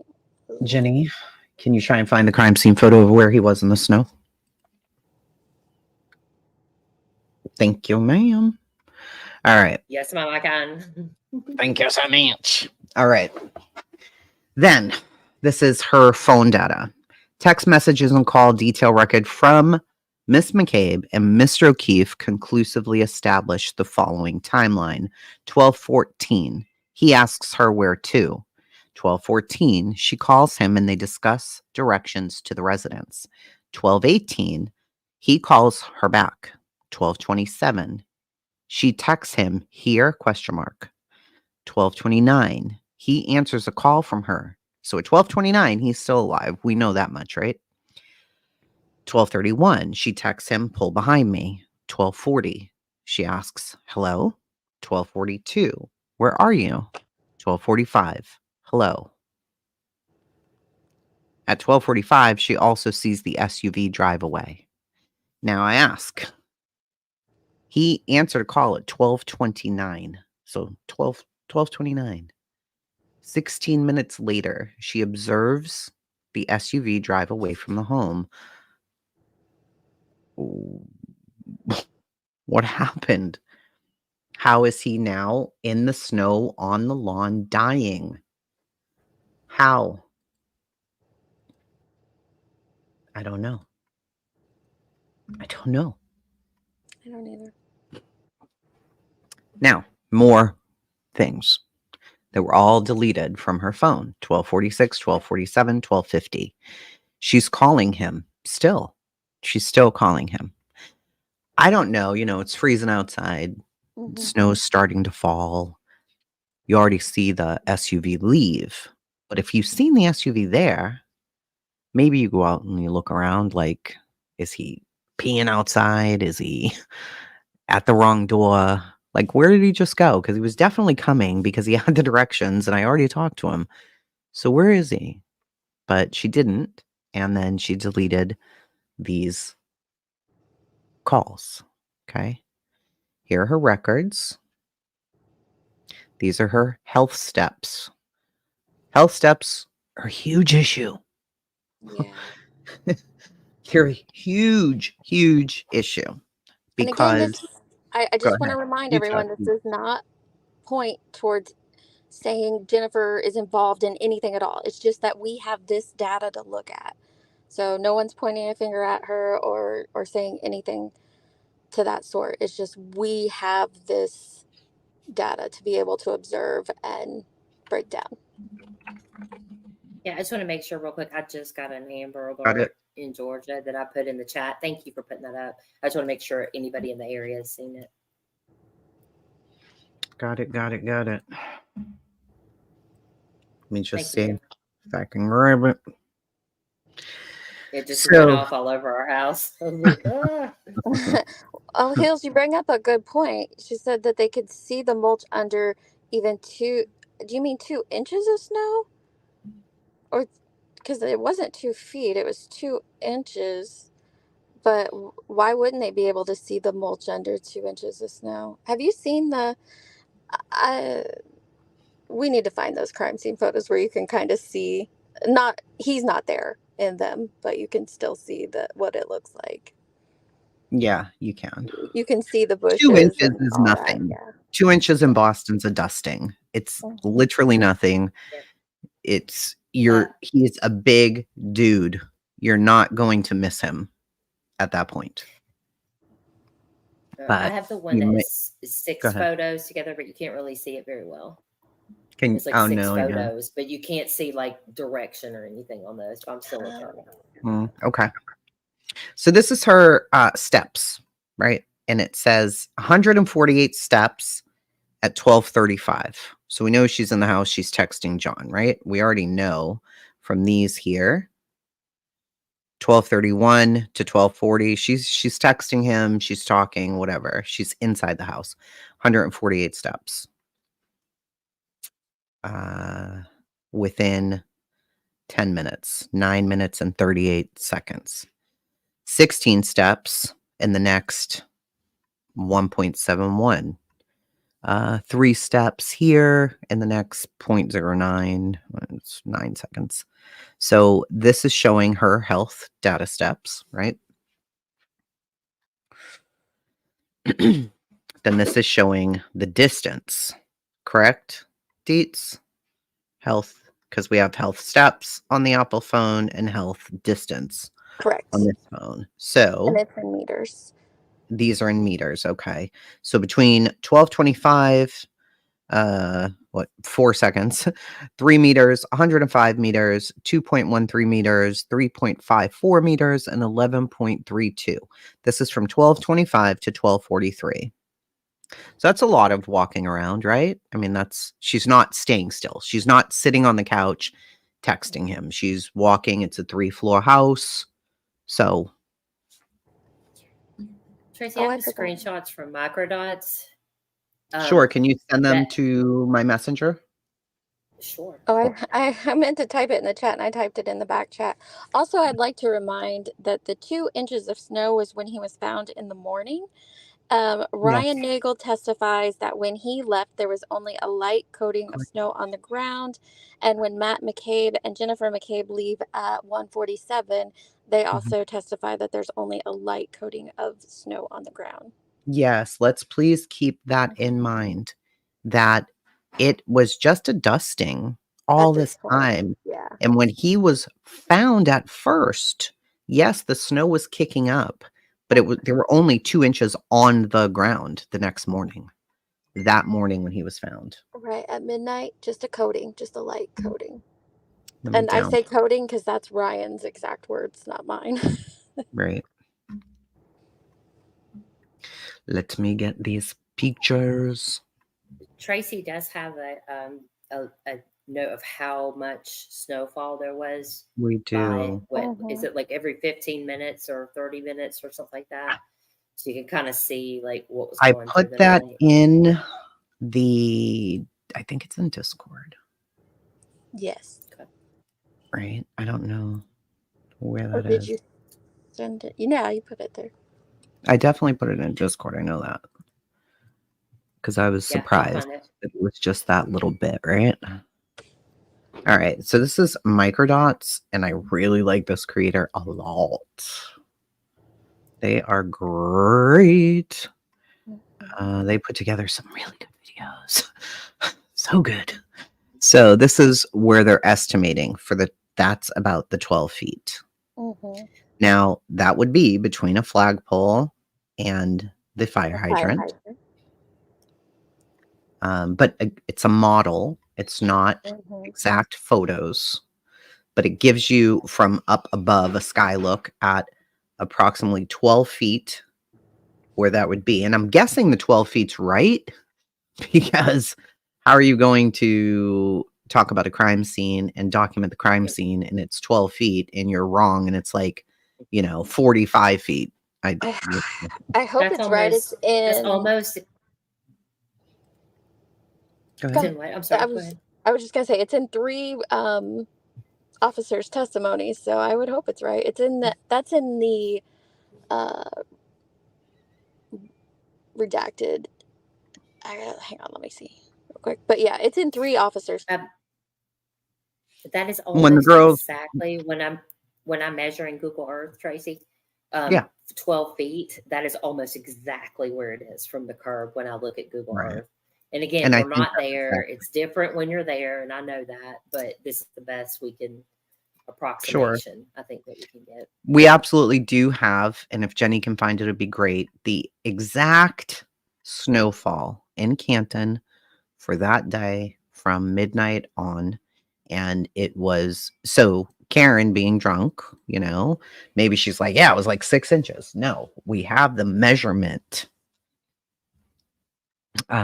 He says that they measured it on Google Earth, and 12 feet would be just into the bushes. These bushes up here? Heels, these bushes? No. Maybe she means something She's right. else. I There's don't know. bushes over at the mulch when it's not snowing. I Shh. think that's what she's referring to. I may be wrong. Sure, when it's not snowing yet. All right. Her heart rate Oh, here it is. here. Thank you. If you just send it to Facebook, that'd be great. So there's her heart rate from 12 o'clock to 12:49 a.m.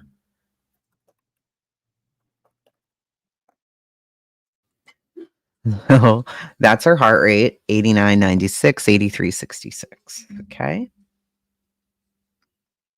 All right. Here's John's phone. This is important, Well, I right? didn't Here's think to look John's and see if her heart rate was up high during that period of time. Look. Well, it depends on where your resting heart rate is, I suppose. Oh, looking at her Mhm. heart rate, It if you does. take the time and look at her heart rate throughout the evening, I find it very interesting watching it fluctuate. That doesn't mean anything at all. I just find Right. the data interesting. The bushes between the flagpole and the It's fire. interesting. Yeah, it is. It is. So this is interesting too. This is really interesting. The analysis of John's phone overview. Okay. I have also analyzed the health-related data obtained from USF evidence, which is a forensic image of John O'Keefe's iPhone.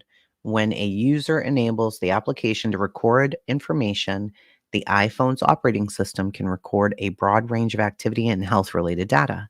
The following information was obtained from O'Keefe's health application between midnight and 6 a.m. 12:11 to 12:21. 170 steps. 12:21 to 12:24, 80 steps. 12:21 to 12:24, ascended, descended, 3 floors.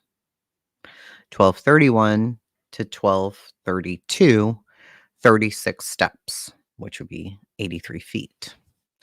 Now, 12:11 to 12:21 makes a lot of sense, right? Because he's at the bar and he is walking around, and then they walk to the next bar, and then they walk whatever, they're doing the things.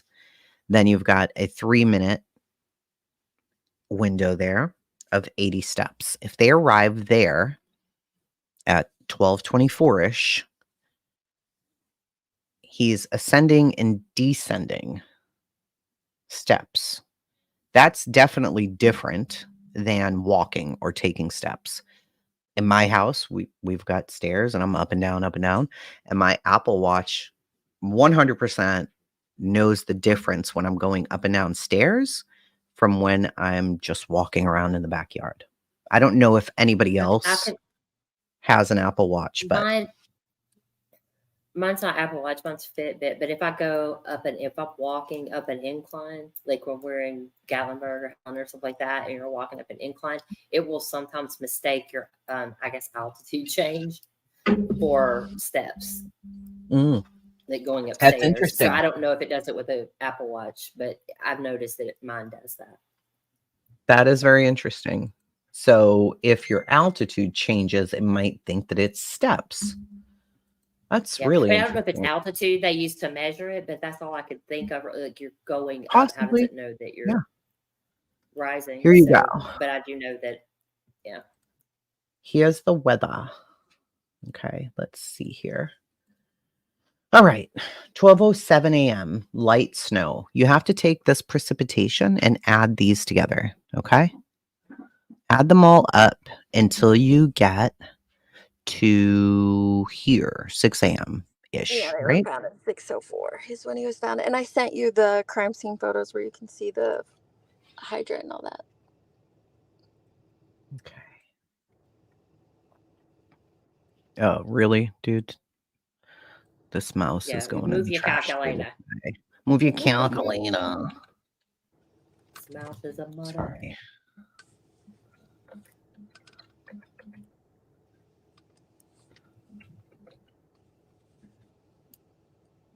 And this is from Weather Spark, just in case anybody's interested, where this It's information like came from. 0.25 to Yeah. 0.26, depending, right? Because it's before, well before 6:53, but after 5:53. And Carrie, she testified to whiteout conditions. I just think about if you live in an area where there's a lot of I snow, screwed that all when up. you're driving in the snow, it can be a light dusting that sticks on the ground or stays on the ground, but you feel like you're in Star Wars, with a battleship Galactica coming at you because of the way that sometimes when you're driving through a snow, depending on if it's a wet snow or a dry snow, it looks extremely crazy compared to what may or may not be on the ground. Right. So you guys can take a So screenshot of based this. on that, Like, based on that, it's about 1/4 of an inch at the time he was found, not 2 inches. and this is all, it's starting to accumulate because it starts right around midnight. They say that when they're coming out of the bar. Now, the next morning, I don't know what time the snow started to blow, but I know that it wasn't heavy snow until around 8:25. 8 a.m. So, and then the nor'easter hit, and oh my! So all of those things happened. The After. nor'easter. The Well, even nor'easter. Lucky Laughlin, the snowplow driver, even testifies that he didn't have his plow down Right. until after like 7 a.m. because there just was only a coating or a dusting on the ground. Yes. All right. So his Apple Health steps. So these were phone overview. Okay, this is the phone overview, the health data. This is his Apple Health steps, different things. Thank you so much, Bama. We appreciate you. Thank you. 170 steps between 12:11 and 12:21. 80 steps between 12:21 and 12:24. 36 steps between 12:31 and 12:32. Then you've got 432. This is down here. People are like, well, why did he have steps? Well, because he's His being phone's being moved. transported. Yeah. Yeah. He's being, and his phone's being moved and it's moving. It's probably not off at that point. That's my guess. Well, if anybody, like you said, if you have this on your phone or on your Apple Watch, because his is coming from his phone, Jen's ends up coming from her phone and her Apple Watch. Okay. I don't pay attention to that stuff on my phone, but my husband does because of something with one of his life insurance policies. He tracks it very heavily. And sometimes you can, if you're just sitting in the car, it's going to track it as steps sometimes. It's weird how it does that. Yeah. But And So you I have have a that. question. This is just an interesting aside, Tracy, but we were talking about the stairs, and if it was knocked out of his hand and went into the air, I wonder. But I don't know if that's it would possible do. too. I don't think it would do 3 flights though, because that's what. So because it has this in Richard Green's affidavit, the way that they measure the stairs and the flights of stairs is it's the change in the elevation. So that's a significant change in elevation to have 3 Right. flights as opposed to just 1. And that shows on this next slide. Right. See, so see how wicked smart Dietz is? She's like, well, they were going to ask me about that. So I'm going to put it in here now. So if you're looking, it says 3 floors, which I don't know. I mean, I hope, I really do, because you see this in all of the trials, right? They hire all kinds of experts because they really want this analyzed and they want to know what the hell is going on here. This person's saying it could be this, and then the health stairs say this. So what is it exactly? I like I said, it's going to come down to a battle between experts, and I think they're going to have a lot of experts on this case in several different areas. Yeah. So you're saying that they said that it would not, it had to be stairs, like it couldn't possibly It's have been that, like he was hit and the phone flew up high enough to count what it thought would have been like 3 flights of stairs. It's a change I'm of just curious. elevation. Yeah, it's a change of elevation is what it registers, and it registers it across a point in time to determine stairs or floors. That's what they call it, is floors, but it's the different elevation levels that it is tracking. I can find you the part where it talks about it to break it down a little better than my elementary skills. Yeah, I just don't understand. I was telling Tracy while you were gone that I know that like when I walk uphill, it'll count it as stairs sometimes. But I have a Fitbit, mine's Fitbit, so it's a little different. But it will count it just because I'm going uphill. So it says the measurement uses motion sensor data and barometric pressure to determine the distance walked and to differentiate it from flights up in an elevator, for example. Apple Watch uses the built-in, I don't want to say this word anymore. Well, his is a phone, though. Barometric. No, we're talking about his Apple. Atmospheric. Apple phone. Health Stairs. No, his phone was It's just here. his phone. Oh, okay. So he had a watch and a phone? Is that what we're saying? That's what I was thinking. Am I wrong phone. there? I could be wrong there. Maybe. It may just be on the Apple. You're wrong. His O'Keefe's is just on his phone, and McCabe's is on her watch and her phone. Gotcha. All right. So Apple discusses it here. And then open the health app, find the flights climbed category. You'll see add data button. A flight of stairs is counted as approximately 10 feet of elevation gain. So does that make sense? It's about 10 feet, 3 meters of elevation gain. So that's going up. And if think about this as well, if getting out of the car and going up to the house, the elevation changes as well, it could look like you're going up the steps too. So we learned this in the Murdoch trial, Jenny, where when the phone was tossed out the window, it didn't have a drastic change in elevation. That's why it didn't register as a floor in Apple Health data, because it went, it didn't, it went right out the window down. Yeah. So it wasn't a 10-foot change in elevation. And that's interesting to really note there, that if it's about 16 steps, that's what they're counting, and your elevation is changing, because that is not flat from where you park to their house. That is going up an incline. It's not a steep incline. I wouldn't say that at all, but it is an incline, right? So perhaps that's what they were thinking. How many steps from the curb to the front door? I don't know if he flew in the air, would it count it the same way? Yes, it depends, but he would have to have flown 30 feet. Yeah, that's essentially right. To count it as 3 floors, but it would. Yeah, if you take your phone right now and you go out and toss it up in the air and it goes 12 feet, it's going to register it as a 1 floor. Exactly. In the data. Yeah, instead of 3. So yeah, and so I mean, let's imagine, could he have gotten up and gotten hit, and that's why he looks so jacked up? Possibly, sure. Hey, AF sweetheart. Testimony even from expert witness has easily been prevented from Apple and other devices not reliable. Yeah, sadly. Correct. Sadly.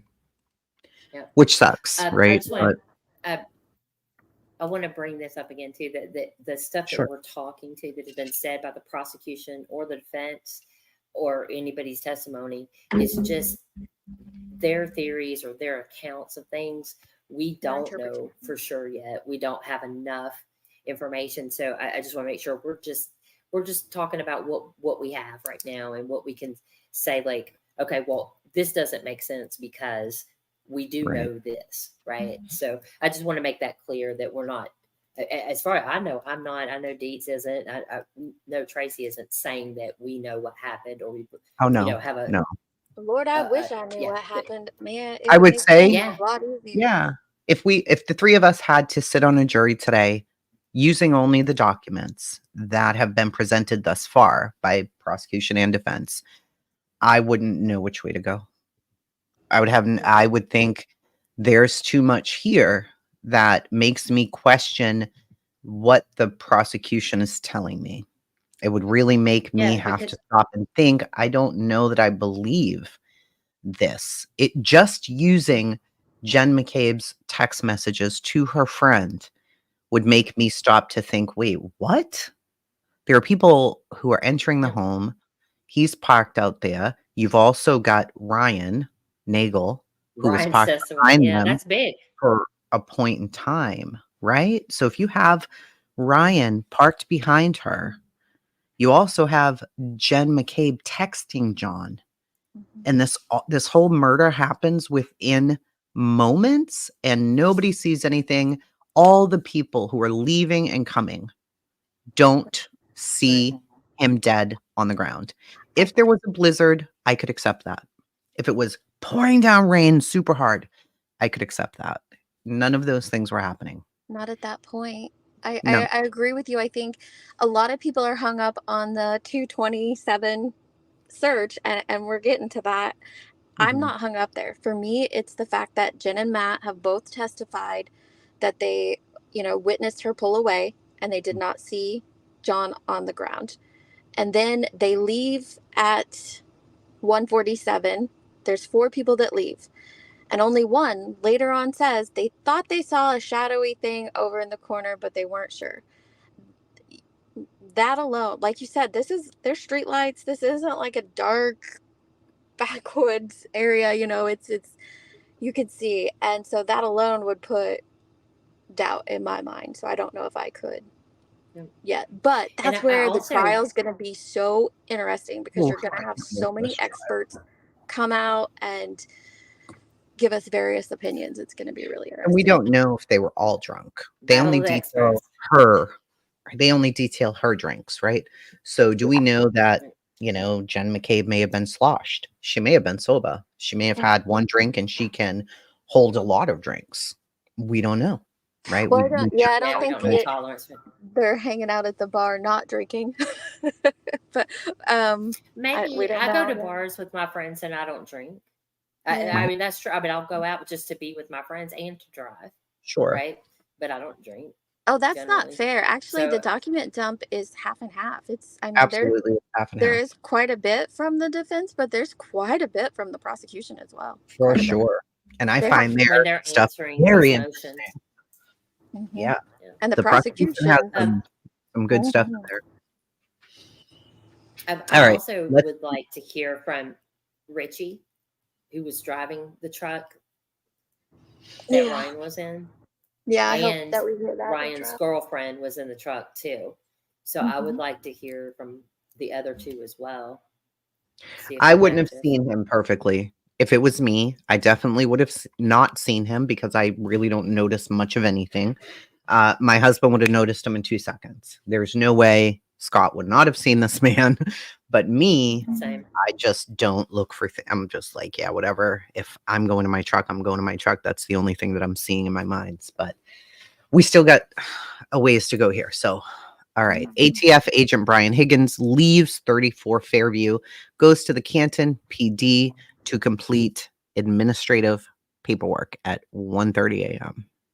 I don't know what administrative paperwork he had to do at 1:30 a.m., but that's what he was doing, and that's where he was. It's important to note that Brian Higgins, who was with them at the bar and at the house, he was also with Brian Albert all day. Him and Brian went to a funeral down in New York City, so over a 3-hour drive. Then they attended the funeral, 3-hour drive back. Then they went out to the bar, hung out at the bar all night. Then they went back to the Alberts' house for their nightcap. And then he decides he's going to go do administrative paperwork at 1:30 in the morning. He is an FBI agent who the chief, who's now retired at the Canton PD, gave him an office to use there at the Canton Police Department. So I'm not sure why all that happened. There's no information. Hardly any information out there about Higgins at all No. pertaining to this Wait, case. I thought he was ATF. He's FBI. He is. Yeah, he's the alcohol, tobacco, firearms agent for the FBI. Okay. Heels, do you all have a theory as to why so many people ignore the body on the lawn? If I had to state a theory today, right now at this minute, I would say that because the body wasn't on the lawn. That would be my personal theory.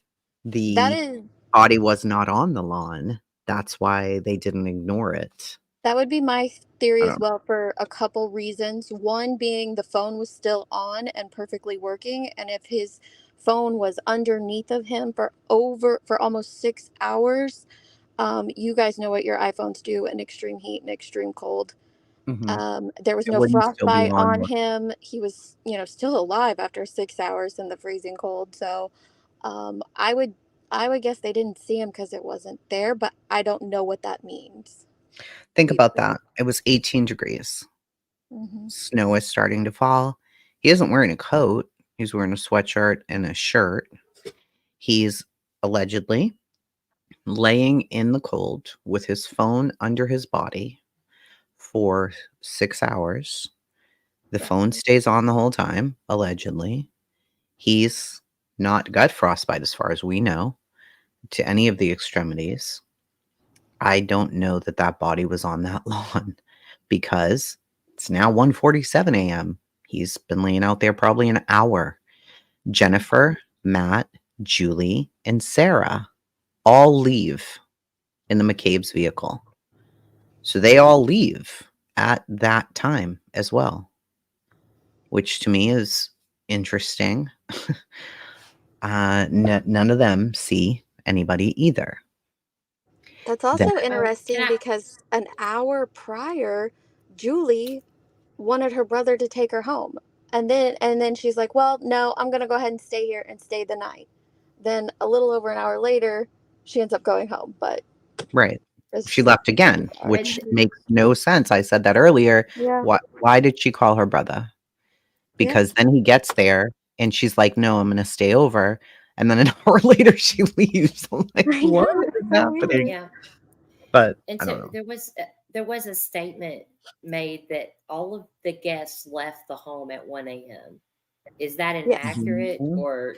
So that came from Nicole Albert. She said that she got home at midnight and all of her guests had left an hour later.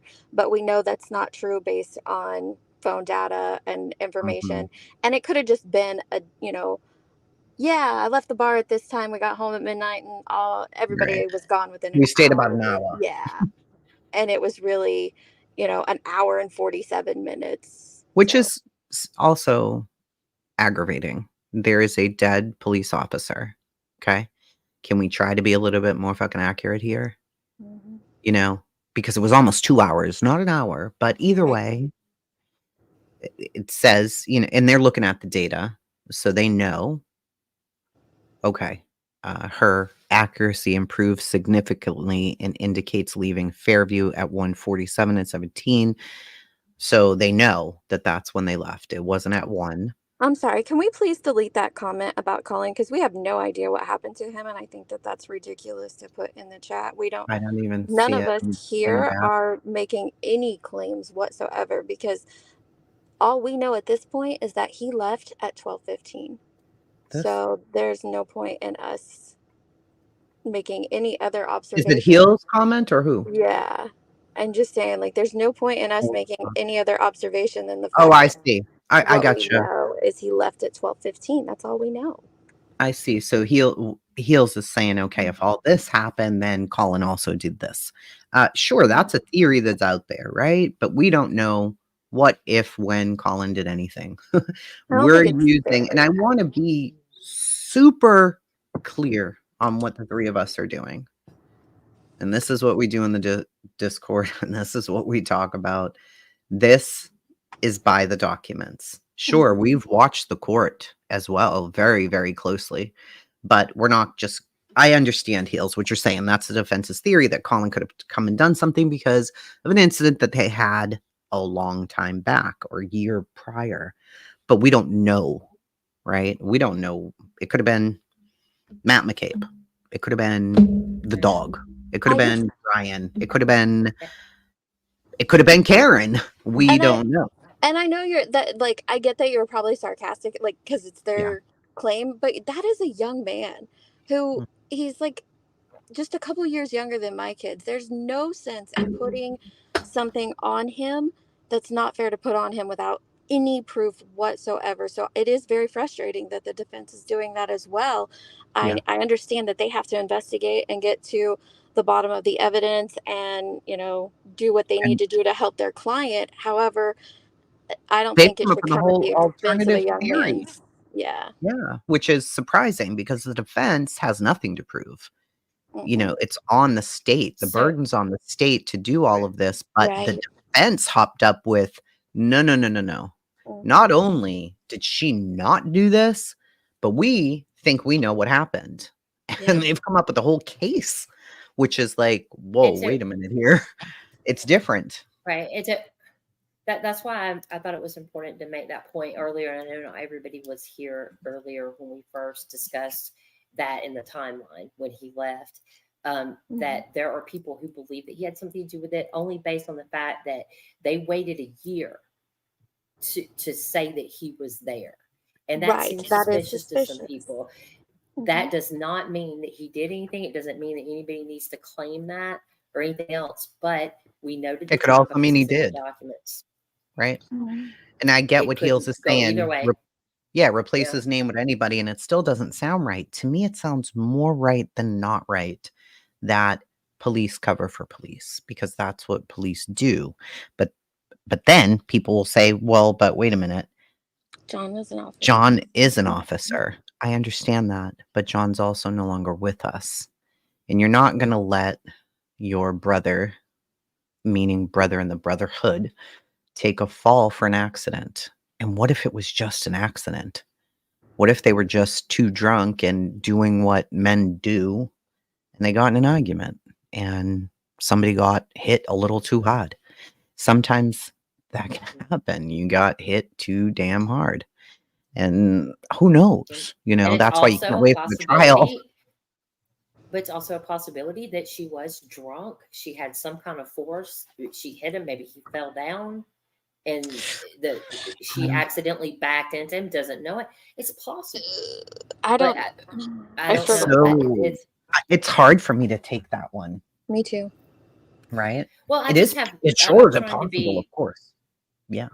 Yeah, I'm just trying to be completely open to all of it, right? I don't want to get stuck thinking one thing, and I know you guys don't either. It's really weird. hard. It's a lot of stuff. It points to other things, but I don't know that, and I don't know what's true and what's not because specifically, I know the prosecution only because I've been looking at these documents. The prosecution has changed their story, Yes, multiple times. their theory. And so and so, I'm playing a devil's advocate. It's possible that she did accidentally hit him. And you have to keep that in mind. Is it possible that this happened or that happened? Oh, I'm sorry. You have to consider that too. So, all right, here we go. I'm not. 147 to 212. Matt and Jen travel between 34 Fairview and arriving home at 203. They make a right turn onto Lawrence Street. This is before Pleasant Street, which intersects with John O'Keefe's residence. Okay. 204, they're located on Leonard Way. The course is reversed. At 2:12, they arrive at Jen McCabe's residence at 12 Country Lane. 2:15, important stuff here. Very important. Brian, we're just going to call Brian Lucky because that's what he goes by. He arrives at the barn. That's where they get the plows, the salt, all the things. He says, we were called out at 2:30 in the morning. I believe it was roughly 2:30 in the morning. I arrived at the barn at 2:15. I was in my truck. I went down, proceeded to do Cedar Crest to the very end, all the way back out to Dedham, back down Cedar Crest, left onto Fairview, up to Fairview, back onto Chapman, down Spring Lane, and then back up to Fairview. Repeated it again. So that's what the snowplow guy was doing. That's his route. Yeah. That was his route. And he doesn't see a dead body on Fairview. He doesn't see that. So you got your lights on. He has his thing up. It's not down on the ground because he's not plowing anything yet because there's nothing to plow.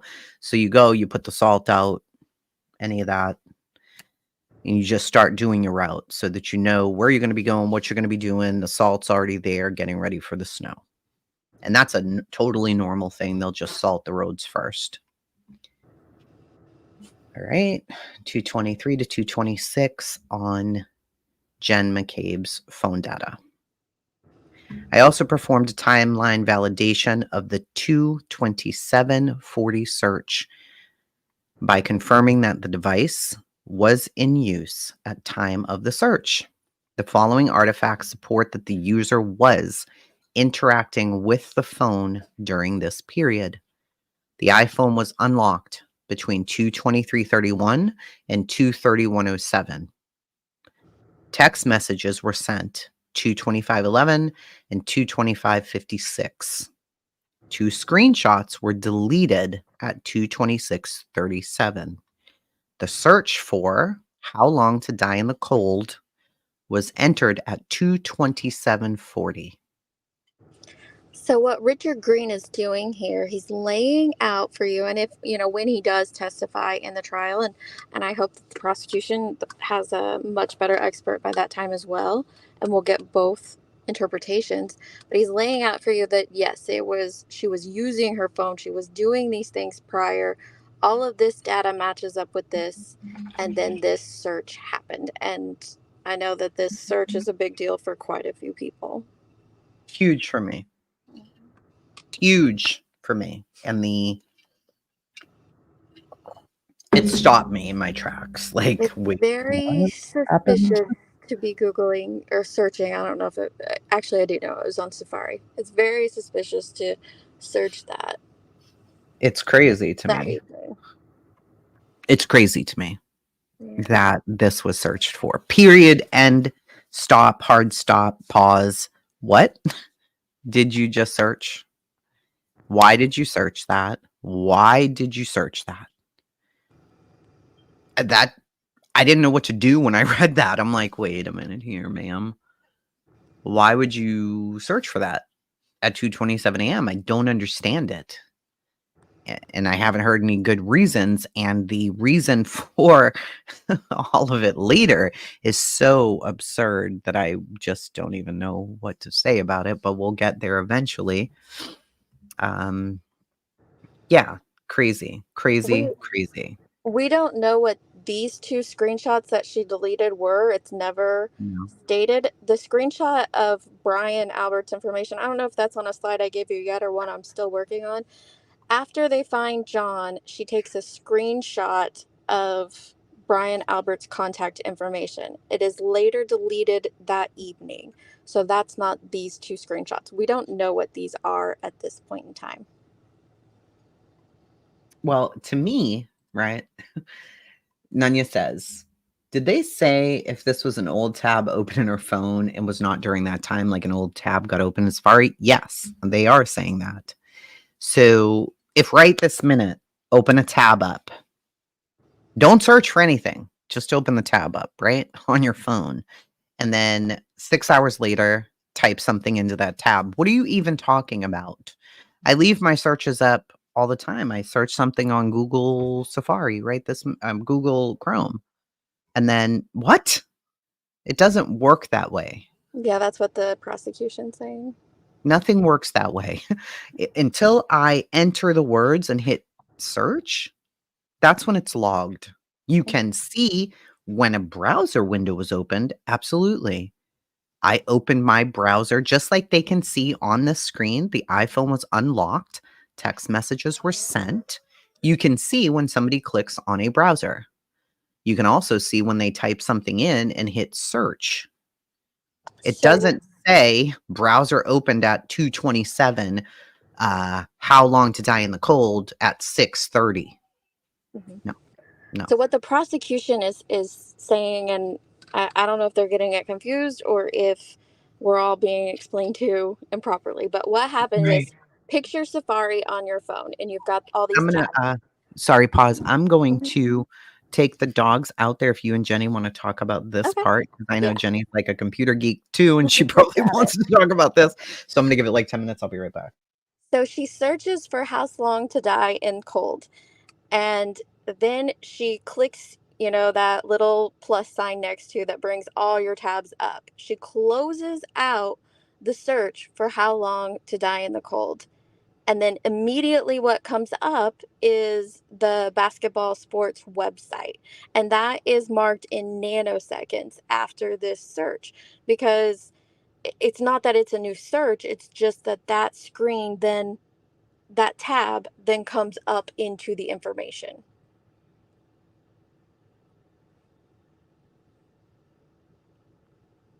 Are you still with me? I Um, am. Heels, we don't know. Like, it's not mentioned in Richard Green's affidavit what those two screenshots are. I do have the screenshots and when it took place of um, Brian Albert's contact information, and it happened at 6 in the morning. So that's not these two screenshots. We don't, at this point in time, we don't know the full information because this expert has not testified. So we don't know what those two screenshots were that he deleted, or she deleted, sorry. Yeah, one of them was Brian's information, right? Yes, that happens in the okay, so His after they contact find information. it's yeah, after they find John O'Keefe in the morning, she takes a screenshot. I can tell you the exact time, hang on, of his information. Okay. So even like I'm working on something right now to be able to prove or disprove their theory that hopefully we'll be able Mhm. to present in a couple of days. So at But I want six to be able to oh prove it. yeah, 6:08 is when she takes 6:08 a.m. is when Jim McCabe takes the screenshot of Brian Albert's contact information. She later deletes it that evening on the 29th. That's not these two screenshots that are mentioned here. Okay. Thank you for the Mhm. clarification. It's in one of these Um, slides, but I don't know where. it's somewhere in these slides. Um, it's yeah, because later on, maybe where are we? Maybe 4 hours after this, around three and a Mhm. half, 4 hours when she does that. Um, it's so if you just type something into a Safari window that's already open, um, and I mean you can't. It's not going to get a backdated timestamp. Right. That doesn't even make sense. Like, how could that even be possible? It doesn't matter when you open the window. So otherwise, all of the searches that were done in that window would have the same timestamp of when the message was open or when the um, search was done. They would all have the same timestamp, and they don't. Mhm. So, but I do want to do an experiment on it to make sure that is, because it's software. Software has quirks. So, Yeah. What do you remember the name of the other program that he used? It was Celebrite and another really popular one. it's on the tip of my tongue. I can't think of it right now. Let's We can find it. What do you mean? Hill said, so they took them at the same time 2 days in a row. That Took what? What? I don't know what she's talking about. Took. I don't. I'm sorry. She took them at the same time 2 days in a row. Nothing makes sense. She took what? Hey, Sleuthy, I Sleuthy love Love. you. How are you? I love you. I love you so much. Let me give you another. Love you. Hi, Marine. Yes, Tracy she said, I does. love your sheet. She does also search how long it takes to digest food. That comes later. That comes at the 6 o'clock searches. I did test that, and when I type in the same thing, and I get to DI, as far as like how long to die, as soon as I say DI, it auto populates with how long to digest food. That was the very first thing. So I think that was just a mistake. Okay, so Hio said that she took the screenshots 2 days in a row. So this is going through what is happening on Jen McCabe's phone at this time. Her iPhone is unlocked at 2:23:31. 2 text messages were sent at 2:25:11 a.m. and 2:25:56 a.m. 2 screenshots were deleted at 2:26:37 a.m. We do not know what those 2 screenshots were. We don't know if they were screenshots that she had taken right then and there. We don't know if they were old screenshots she had on her phone. At this point in time, we know nothing about those 2 screenshots. We just know that at 2:26:37, she deleted 2 screenshots. Later in the morning, around after 6:08, she takes a screenshot of Brian Albert's contact information, and then she deletes it later that afternoon.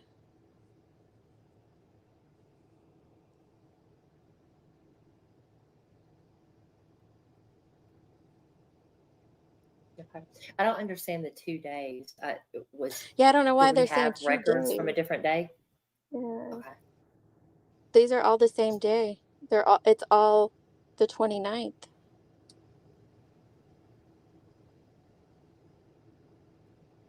Are people maybe confusing the word screenshot with the search of the I'm lost.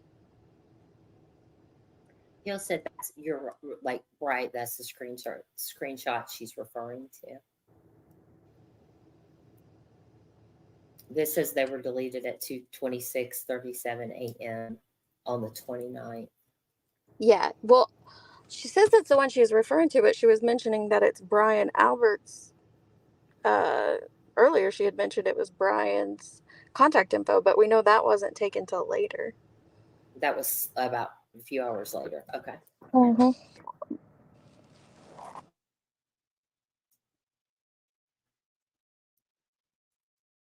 Okay. But yeah, I did test on my phone and on Google on my laptop, and that is the very first thing that that comes up when you get to HOSLONGTODI, and it very first thing that pops up is how long to digest food. Yeah. Yeah. So that to me is reasonable. It has nothing to do. She literally was not Googling how long does it take to digest food. Somebody said something about she was Googling about weight loss, and I was like, what? That has nothing to do with weight loss.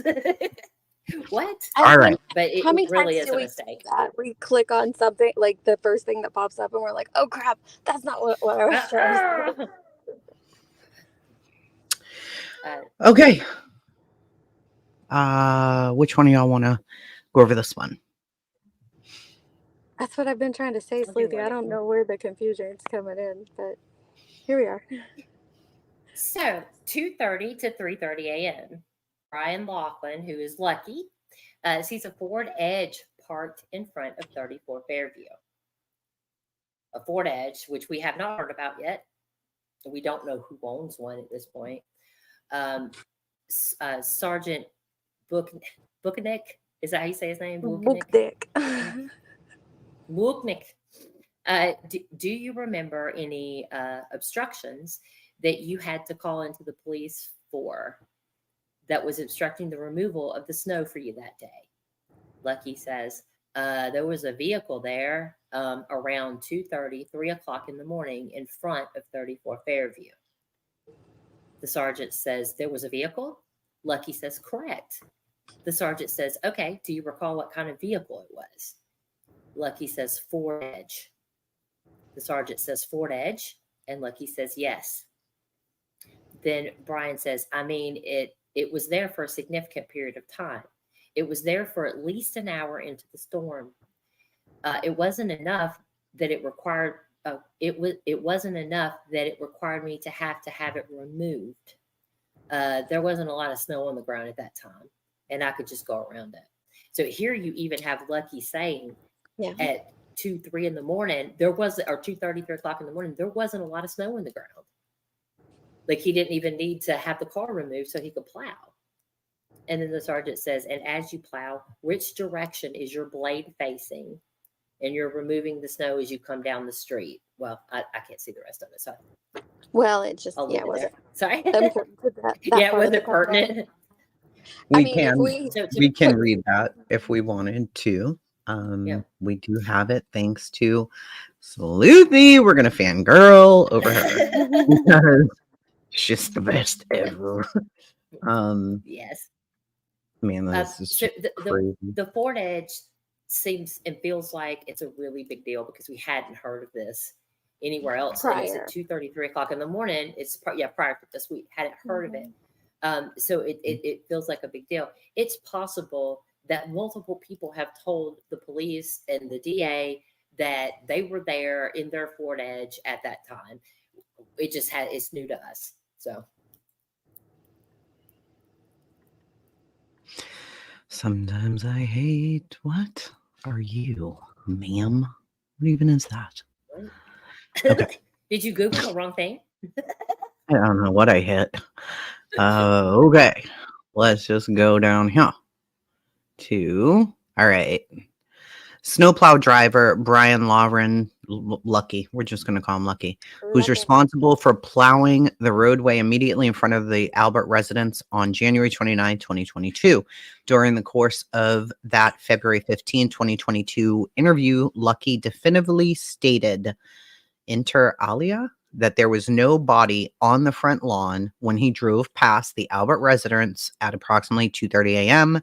And if there had been, he would have seen it. After Miss Reed filed the Rule 17 motion for DPW snowplow records, ADA Lally produced to the defense a record of an interview with Lucky, who was apparently interviewed by the sergeant, Yuri, and trooper Michael Proctor on August 10th, 2023, 1 year and 9 months after Mr. O'Keefe's death. Attached here, too, as Exhibit A is a true and correct copy of law enforcement's interview with him. So, during the course of the interview, he confirms he is presently cooperating with the FBI, who are apparently independently investigating the events that transpired. I have thoroughly reviewed all of this, and here it is. Let's go down here. Exhibit A.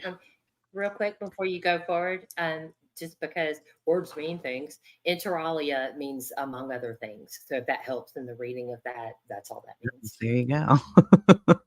All right. Fairview. Okay. Da-da-da. Okay, why don't we start with the night of the 29th and whatever you can recall to the best of your recollection. Were you working? And kind of just walk us through what time you were called out and just everything that you can recall at this point. So I'll be the cops if one of you want to be Brian. Okay. Jen. I'll be Brian for you. Mm-hmm. Oh, go ahead. You start with Proctor starts. I already said. It's your turn. Brian Lauer, LOUGHRAN, date of birth. Oh, not that way. Okay, sorry. All right, I already read this part. Can you start right here? Where are you? Oh, okay. We were called out. We were called out at 2:30 in the morning. I believe it was roughly 2:30 in the morning. I arrived at at the barn at 2:15. I was in my truck. I went down, proceeded to do Cedar Crest to the very end, all the way back out to Dedham Street, back down Cedar Crest, left onto Fairview, up to Fairview, back onto Chapman, down to Spring Lake, then back up Fairview. Repeated it again. And the barn, what is that and where is it located? It's 160 Boulevard Street, Canton, Mass. Is it kind of like the shop? Yeah. Okay, so you got there around 2:15. Did you immediately go out or did you kind of get the trucks ready? How did that kind of process in particularly work? Most of the trucks had already been done before. Mm-hmm. So once we get there, we know our routes was. So once we get there, we know our routes was to get in and go, basically. And to the best of your recollection, if you could describe the weather conditions at like 2:30 a.m. and beyond that time while you were out plowing and sanding. 2:30 in the morning, it was snowing. Not heavy, probably like 2 inches on the ground. It progressively got worse during the night. Probably being the worst around 4 o'clock, 4:30ish. I'm not 100% time wise, but it was really snowing at that point, and you know. And that route you just described to us, was that your sound route for that evening? Yeah, that was pretty much every snowstorm. That's my route. And that is just a constant kind of loop of that. It's they call it Lower Cedar Crest. So it's everything from Kings Road to Chapman Street. Are you driving a tow truck or is this Correct. subcontractor's vehicle that you're operating? I'm operating a town vehicle. So town of Canton DPW vehicle. Correct. What kind of vehicle is it? It's an international. It's a 6-wheel dump. 6-wheel meaning 4 in the back, single axle, and Correct. 2 in the front? Correct. And you were sanding and salting as well, or just plowing? Just plowing at the time. Was there anybody else with you? Are you partnered up with another truck? Are there 2 of you plowing the same roadway in each direction, or how does that work? Or were you working by yourself that entire vicinity? The subcontractors were called in 3:30 in the morning. And the subcontractors, do they have the same routes? It Or same as? it depends. Bill, usually it's makes you know he'll give me a minimum of 1 subcontractor. I can have as much as 2, depending on what another subcontractor isn't there for a bigger route or more important route. He'll take one of mine and just leave me with the 1 subcontractor. So in addition to you, a subcontractor will be assigned to essentially help you out Yeah, to your assigned area. correct. Do you recall the subcontractor that night? I believe I had it was By the Yard Landscape, and I can't honestly remember if I had a second one. All right, that's fine. And what time roughly did they arrive to help you out? 3:30. Around 3:30. Okay. With that area, with it being January, is there like a parking ban in effect with a snowstorm coming in for the town of Canton? Do you know? Yeah, there's always a parking ban. There's always a parking ban from November 1st to April. And what does the parking ban mean in your understanding? My understanding, as long as if it doesn't interfere with the removal of snow, that's fine. If it is in hindering the removal of snow, then we call and police will go down, knock on the door, tell them to move it, or they'll just tow it. Remembering the snowstorm, is there a reason behind it? Like, what's the reason behind this? You remember in this day and this snowstorm? it, believe it or not, I know. I remember a lot of my stuff when it comes to work. Was this significant snow amount fall that was forecasted that day? It was. That day. I believe it was 18 inches. 18 inches of snow was coming?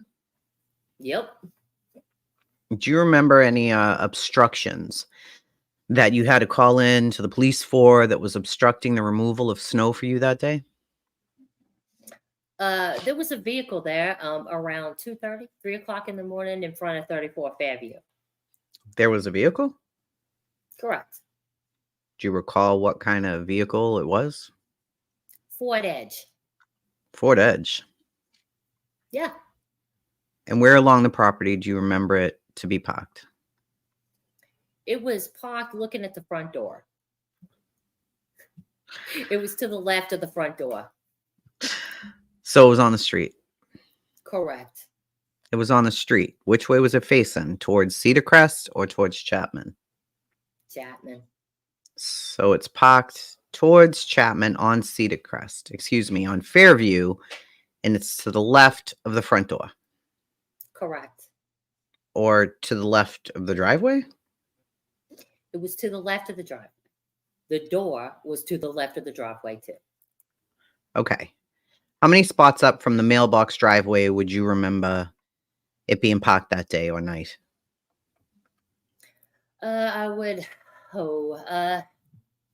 It would say it was probably 4 or 5 spots up from the driveway.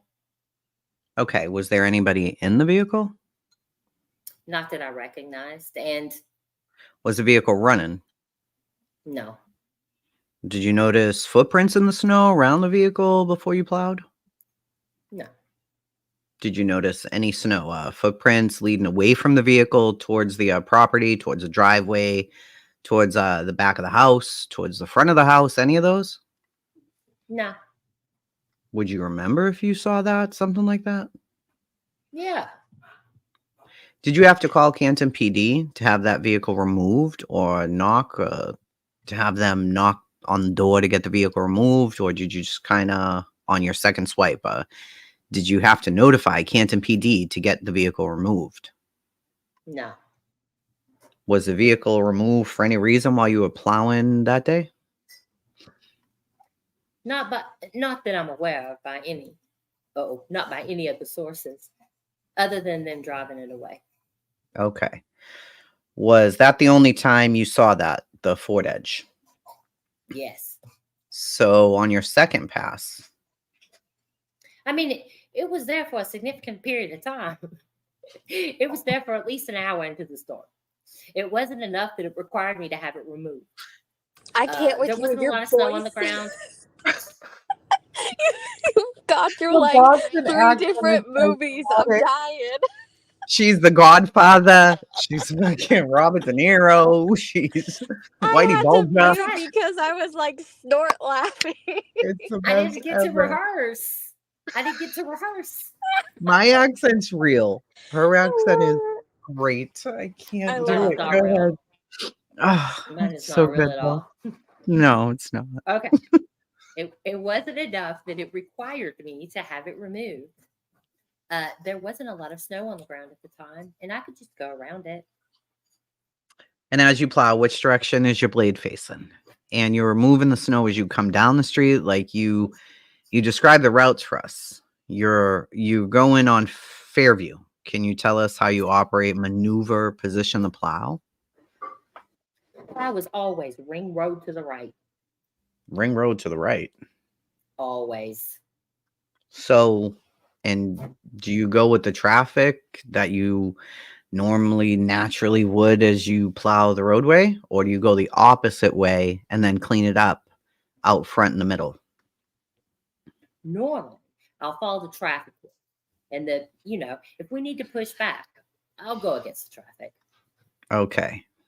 That day, that night, did you have to push back and go against the traffic at any point, or was it a typical pattern? Typical pattern. Okay. Did you see anything out of the ordinary that day outside the vehicle being parked there and obstructing your initial passes? No. No? Obviously, you've been asked about this before, so it's not a secret why I'm asking you these questions. If you did see a body in the roadway or on the side of the road, would you call it in? What the fuck kind of question is this? Absolutely. But that day, you didn't see anything suspicious. No. Does that mean that there was definitely no body there? Or do you think it might have been obstructed by something if you were driving by or what? What's your understanding of it? I saw no body. My truck is high enough with the lights that I would have seen a body. I can't answer for sure if there was something obstructing me. I didn't see anything obstructing me. Okay, that's good. Go ahead. I'm sorry. Okay. So obviously, you're aware that there's a publication about an interview. Yeah. Okay. Who published the interview? Do you know? I believe it's Aiden, a Tuttle boy. Cuddle Boy? Good Lord. Tuttle Are you boy. familiar with Tuttle his boy. platform and the blogging he does, video YouTubing that he conducts? Yeah. Okay. When was the last time you spoke to Aiden? Monday or Tuesday. I wanted to say it was Monday. Monday or Tuesday? It was Monday. It was Monday. Yeah. And how did you guys communicate? He called me. He called you on your phone? Yeah, on my cell phone. You better take it down a notch there, Lucky. Do you have your cell phone with you? I know, Deets. It's Yeah, him. I do. Oh shit, I'm sorry. I thought it was me. Can you open it up and show us the time? Did you hear her say turtle? Jesus. Can you open it Turtle. up and show us the time that he called and the date? I don't have him on my phone. You don't have him on your phone. No, I don't. In your call logs, you don't have him calling you on Monday? I do not have his number on here. How come? I cycle my phone all the time. You delete the numbers I delete and calls? any calls that come in. I keep it for a month and then I delete. All right, but Monday wasn't a month ago. Correct. So why don't you think that phone number is on your phone? I'm sure it is. I'm sure it's because I deleted it, and I've got 3 days worth of phone calls on my phone right now. But you said every month you delete it. It was What's the cycle that you delete them at? so I try to keep my memory not as blocked up. I go through my texts, I delete my texts, I go through my phones, I delete the phone numbers just to keep my memory Okay. so it doesn't get blocked up. No, that's good. That's good. Do you remember the phone number that he called you from? It was a 401 number. 401. Yeah. 401. Okay. Did it come up with his name or where he the town that the number originated from? Nope. Okay. It did not. It did Okay. not. There you go. Yeah. Did you know that this phone call was coming? Yeah, I did not. No? He surprised you? Correct. What were you doing when he called? I just been released from work. I'd worked the night overnight, so I was So he called you first thing in the morning? probably around 7:30ish. Okay. And did he introduce himself? Did he say anything? Did he identify himself? He said he was Aiden. He didn't say that I'm Aiden, and then proceeded with the interview. with the interview? And what kind of questions was he asking you? He asked if I've been cooperating, and I said yes, I have. He goes, "Who have you been interviewed by?" I've been interviewed by the FBI. I've been interviewed by Karen Reed special investigative reporters or private detectives. And those two were the ones that wanted to see the route was the private investigators. pause. This is over a year, way over a year later, and they tracked down the guy, right? I would think it was kind of important to track him down day 2 because obviously it was plowed to see what he did. But anyway, so the He's private already talked to investigator, everybody else. it's He's insane. already talked to everybody else. Well, he didn't talk to these guys, the police, on Everybody the else. case, right? So the private investigators wanted to see the route and Correct. drove you around. Correct. FBI didn't drive you around, Nope. like he said. Right. Oh, yeah. Which. So how is it possible that he had a transcript of your interview and he's actually misrepresenting who drove you around and who did what? I can't answer that because Did he tell you that the interview was recorded? no, he did not. He didn't tell you it was recorded? He did not. Oh, so okay. Was there anybody else on the line with him? Did he like 3-way call you by chance? Not that I'm aware of. He didn't make you aware of that. No. Okay. How do you think he got your phone number? Or did he say how he got your phone number? He did not. Okay. Okay. Did you ever talk to him, communicate with him, visit his platforms in any way, follow him before that? You might have inadvertently shared your contact information with him in any way? No, but I do follow him. You do follow him. But no, I did not. Okay. There was an incident when I was in Wisconsin. Mm-hmm. And he commented on a post that I did, which was a simple picture of a pancake. And I said, "Holy pancakes." At that point, he had he contacted me through Facebook Messenger looking to answer questions. And I said at that point, "I'm not answering any questions regarding this matter no more, unless it's attached to a subpoena or a badge." When did that Facebook message happen? March. Of this year? Yeah. Now, so he shared, I have printouts of his blogs here. He shared those screenshots on his publication of your conversation. Are those accurate based on, as you know, to your knowledge? Are these accurate? I'm showing you the screenshot. It's your first name from a Facebook Messenger. Is that accurate? Yeah. Okay, so it's a screen grab with Brian Loughran's name at the top.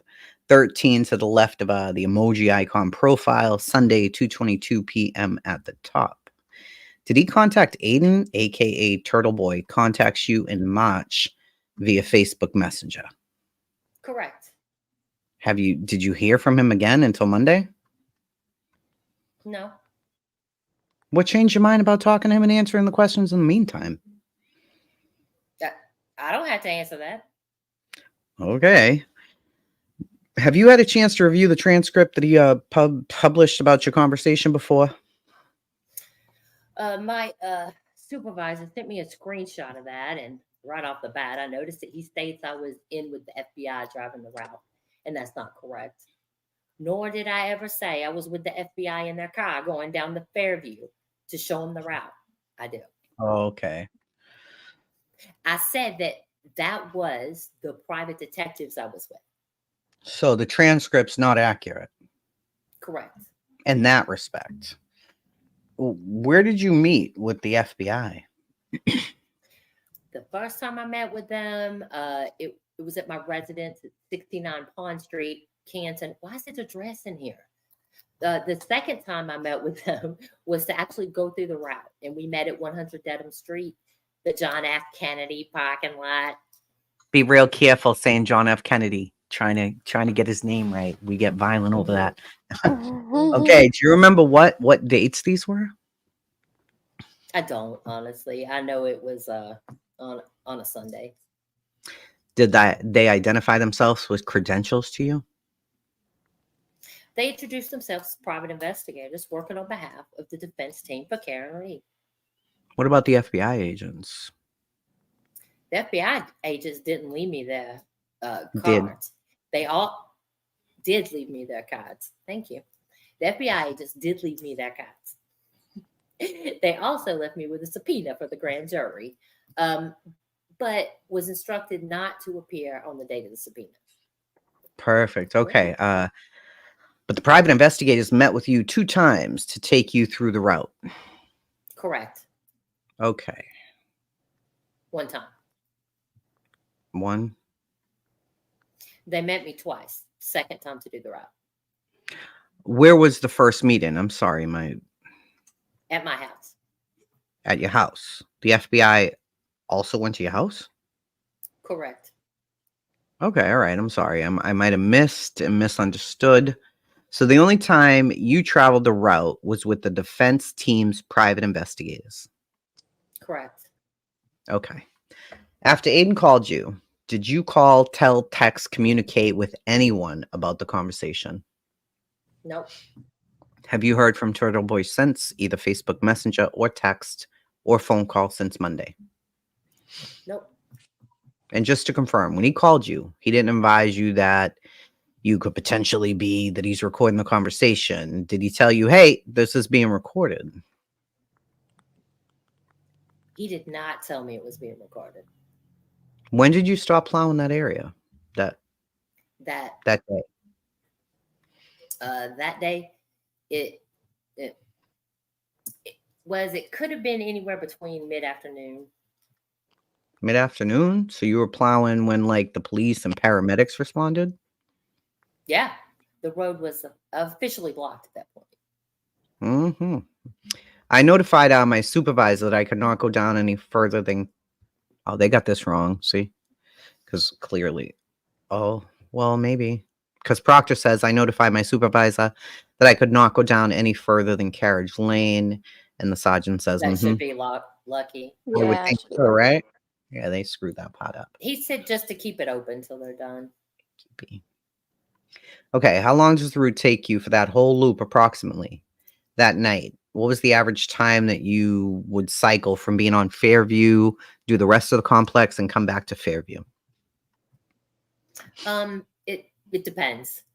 It depends on how much the subcontractor has done on the other parts of the route, which are my, side streets, cul-de-sacs, where the Karens are, stuff like that. It depends. I mean, normally it can be 20 minutes. If I do Dedham Street, Cedar Crest to the end, go back to Dedham Street, come back down Cedar Crest and up Fairview, it could be 20 minutes. Okay, so the way I'm understanding, correct me if I'm wrong, you with the big truck do the main thoroughway, Cedar Crest, Fairview, and Spring Lane. Spring Lane. And then the subcontractors do the little small side streets and the cul-de-sacs. Is that accurate or I'm wrong? It's somewhat accurate. I'm responsible for 8 or 9, 10 streets. So if I get done with, go back down. Oh, I'm so sorry. No, you're fine. So if I get done with those 2 main roads, Cedar Crest, Spring Lane, Fairview, I'll bounce off and I'll take care of Kings Road, which is a big street. I'll take care of Hunter Lane, which is off of Kings Road. As I'm doing Spring Lane, I'll go all the way down to the very end of Spring Lane, depending on when was the last time the subcontractor had hit Fall Lane, Snowflake. I'll hit those again. During the Very specific night. knowledgeable. I love how they put OFFA in here, which is OFFA, OFFA. OFFA. During the specific night when the snow's coming down so hard and so heavy, such a rapid pace, what would be you've been doing this for many years. How many years you been doing this? 18. 18 years, the same route? Not the same route. But plowing for 18 years. Correct. How many years on this route? Well, this year would have not been a year I did it. We didn't do any plowing, but this year I was given a new route. Up until then, it was probably 3 or 4 years. So in the 4 years that you did the section in question, including Fairview and Cedar Crest, Correct. what would be the longest turnaround time for you to come back to Fairview? It could be an hour. Could be an hour. Could be an hour. So at any point during the night, did you see a body on the side of the road? No. At any point in the night, with your lights illuminated, you were sitting up above. Did you see a body appear on the side of the road? No. Did you see footprints at any point during the night coming to and from the house, the driveway, or other parts of the street? Any property, any tire tracks that would have been pulled up alongside where the body was found? Nope. At any point in the night, I know I'm repeating myself. It's important, okay? You have a great memory, and you're telling us specific detail that you remembered. At any part of the night, did you see anybody bringing a body out there, placing it on top of the snow, or digging it in the snow and covering the body in the snow and disturbing the snow around the body? No. You did not observe or remember seeing any of that. No. Any blood trails of a body being dragged? I know you mentioned there was no car tracks pulling up to where you were plowing after the edge had left, right? Correct. So you didn't see any tire tracks. Correct. So you didn't see any tire tracks. You didn't see any blood trails being dragged. A body being dragged there. Correct. You jumped up. And you didn't hit the body, right? If you hit the body, you would Correct. have. You would have. I would have known. You would have notified. I would have A, known about it, and B, I would have known. I would have been required to stop, make a phone call to the supervisor, and then the necessary phone calls to the police and fire. That's protocol for the town. At any point during the night, did you hit anything at all? A mailbox, a car, anything at all? I hit a basketball net that was portable on the side of the road. It actually hit my the arm of my top that's on top of my truck. So that's not the plow. Deets, we can Not hear the you. plow. Oh, okay. So you clipped something above? Correct. The net actually clips like above your truck, Correct. and it was protruding onto the roadway as you were plowing. Correct. Your plow didn't hit it. No. It made contact with the vehicle. Correct. And did you notice anybody injured out there that night due to that clipping? No.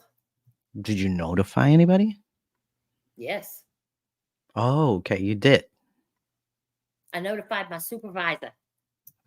And what was the result of that incident? The net was turned from facing the street to facing the yard. So I turned it 90 degrees. Do you recall what street that was on? It was on Tippecott Road. And off what street is that? That is off Cedar Crest Off Cedar. and off of Kings Road. Okay. Tippecott is a half moon. It goes. Oh, you're That's telling. me. That's your. Yeah, my dog is barking, and I'm ready to. Tippecott is a half moon. It goes through Cedar Crest and comes off of Kings Road. All right. Did you notice any other vehicles on Fairview parked on the side of the road other than the Ford Edge? No, What color was the Ford Edge? I can't tell you. I'm colorblind. Okay, what was it? Light or a dark color? You just If I were to say it was tan colored. tan color. Okay, but you're colorblind, so I am.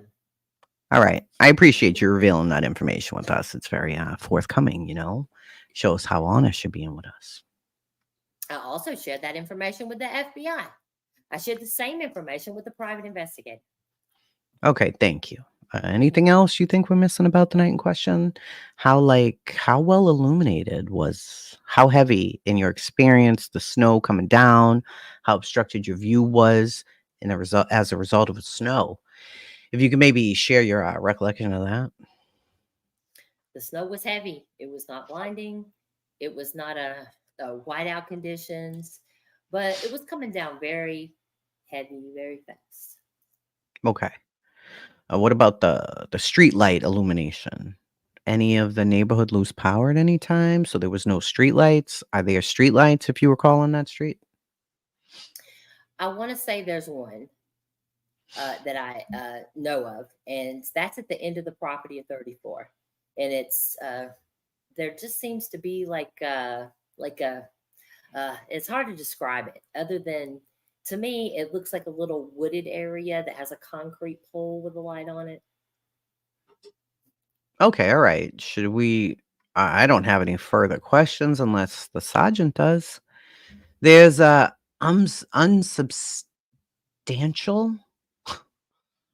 Okay, rumors, but we want to get to the bottom of everything. There's an unsubstantial rumors that we want to get to the bottom of everything. There's unsubstantiated rumors right now that we have learned that somebody recorded you and having this conversation, or somebody prior to having Aiden call you recorded a conversation with you asking you the same questions Aiden asked. Do you know anything about that? I have no idea, but I'm No surprised you're idea. asking me more about this guy who asked me questions than you are about the night in Right, question. right. What the heck? We'll touch No on that idea. at the end. Yeah. No idea. Okay. Has anybody else other than the FBI and the private investigators asked you the same questions or very similar questions that Aiden was asking you? No. The transcript of you said you saw this transcript, the transcript which Aiden published. Are those questions, to the best of your knowledge, are those questions asked in the same order chronologically in time that he asked you, or are those transposed in time? Do you want to reference it? Do you want to take a look? Prior to Monday, when Aiden called you, you spoke to no one before Monday that anybody who might have asked you similar questions? No. You can leaf through the text next several pages. That's part of the 93 of Aiden's, as Turtle Boy, known as Turtle Boy's blog. Okay.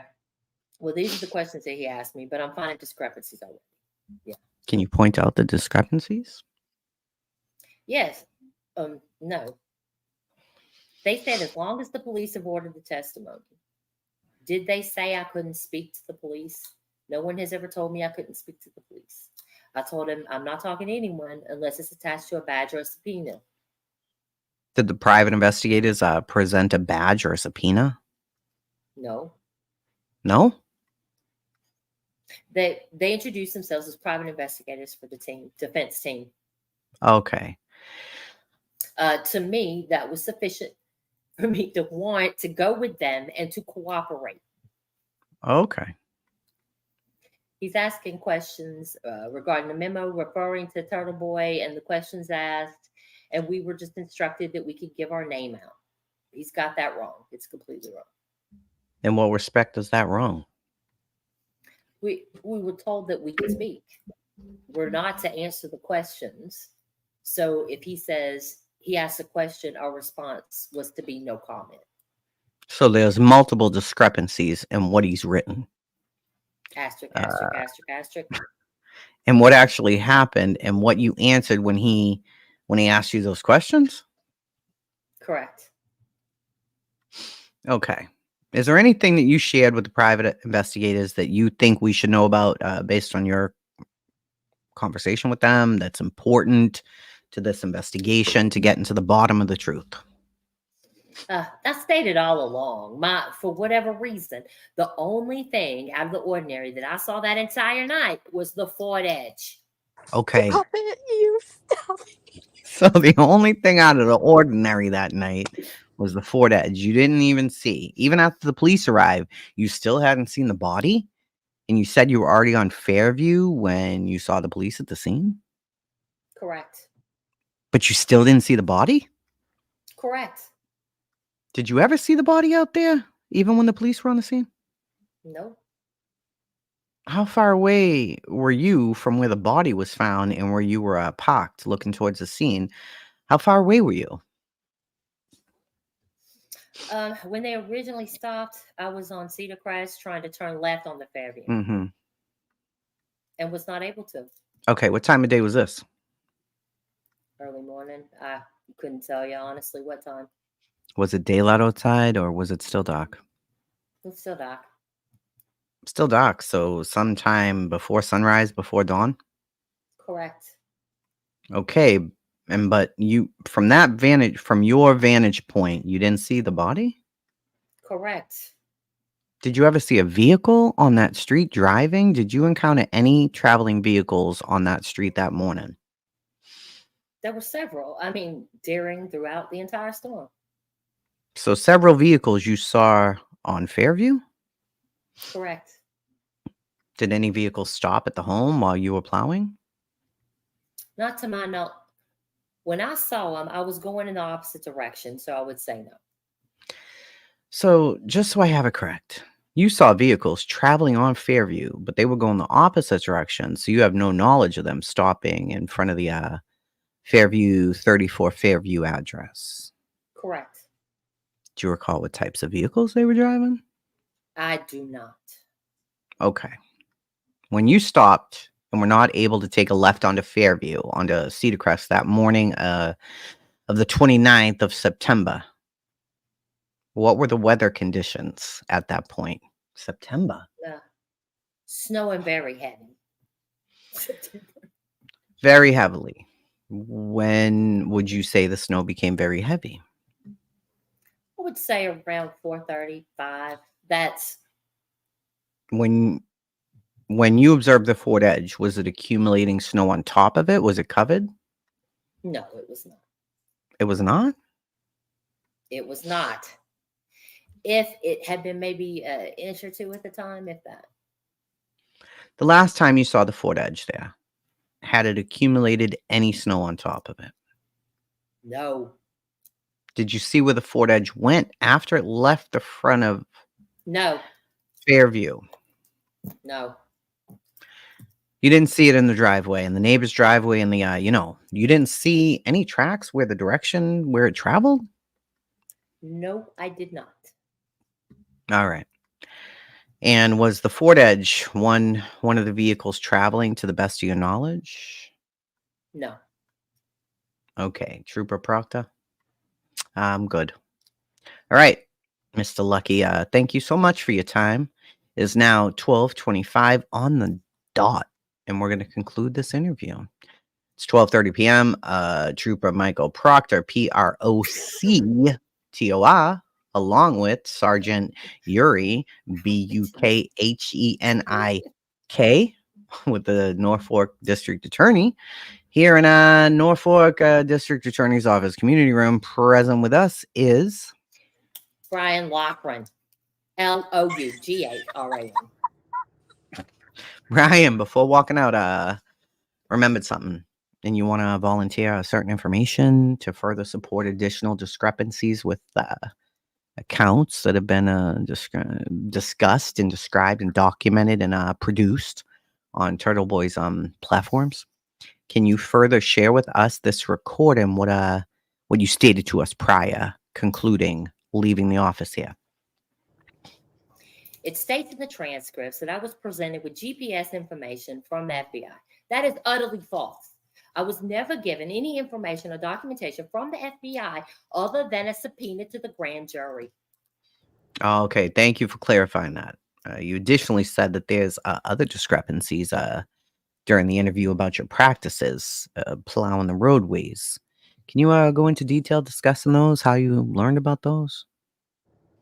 I was asked by the private investigators from the defense team for Karen Reed that stated I said that our ring road to the left. I can't ring road to the left. I'm in the middle of the road. I would bury the other side of the road. Again, it's always ring road to the right. So when you just discuss ring row. Can you go into detail? Like, tell us about that. We're not in the business, so what does ring rowing mean in your profession? So when you're plowing and the snow comes off your plow, it leaves a row of snow, and it's called a ring row. So it's a continuous row of snow. If you put it in the left, it is adding to the amount of snow on the ground that there, plus what's coming off my plow.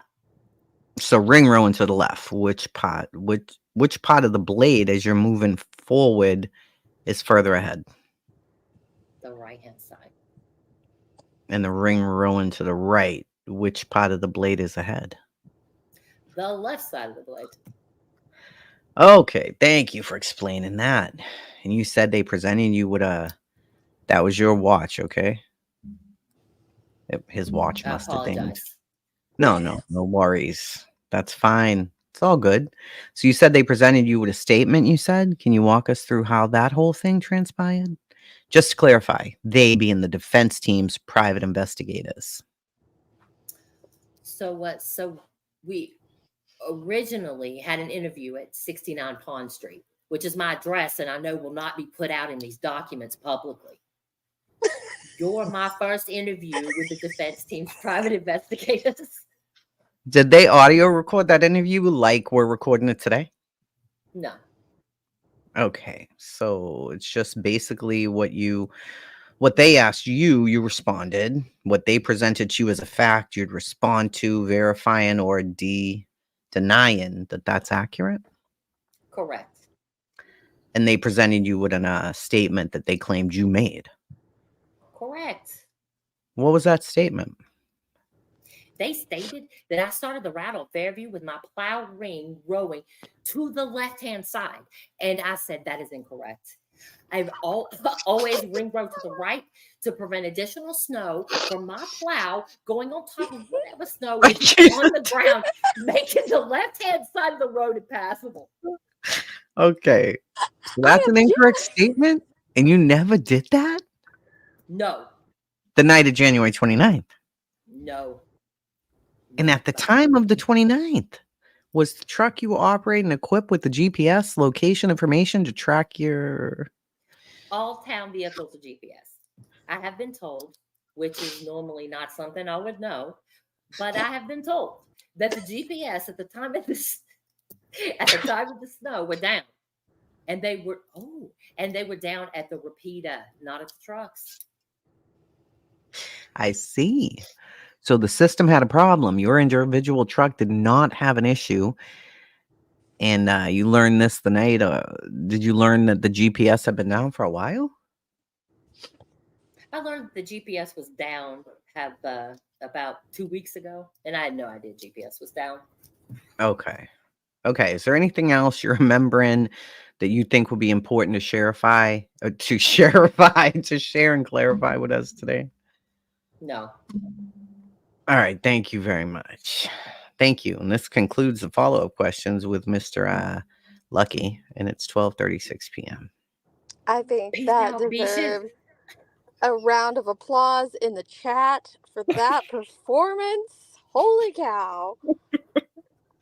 And You see why had it's so great to read the documents? dying. You need the documents.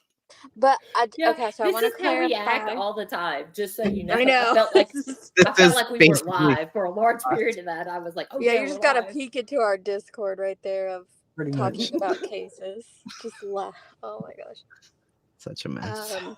So this interview with Lucky came well over a year later. Detective Proctor, the lead investigator, never sought him out, never interviewed him, none of those things. We find out in this interview that the FBI had came and interviewed him.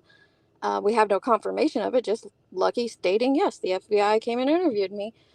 They're not investigating this case, so we have no clue why the FBI came and interviewed him about it.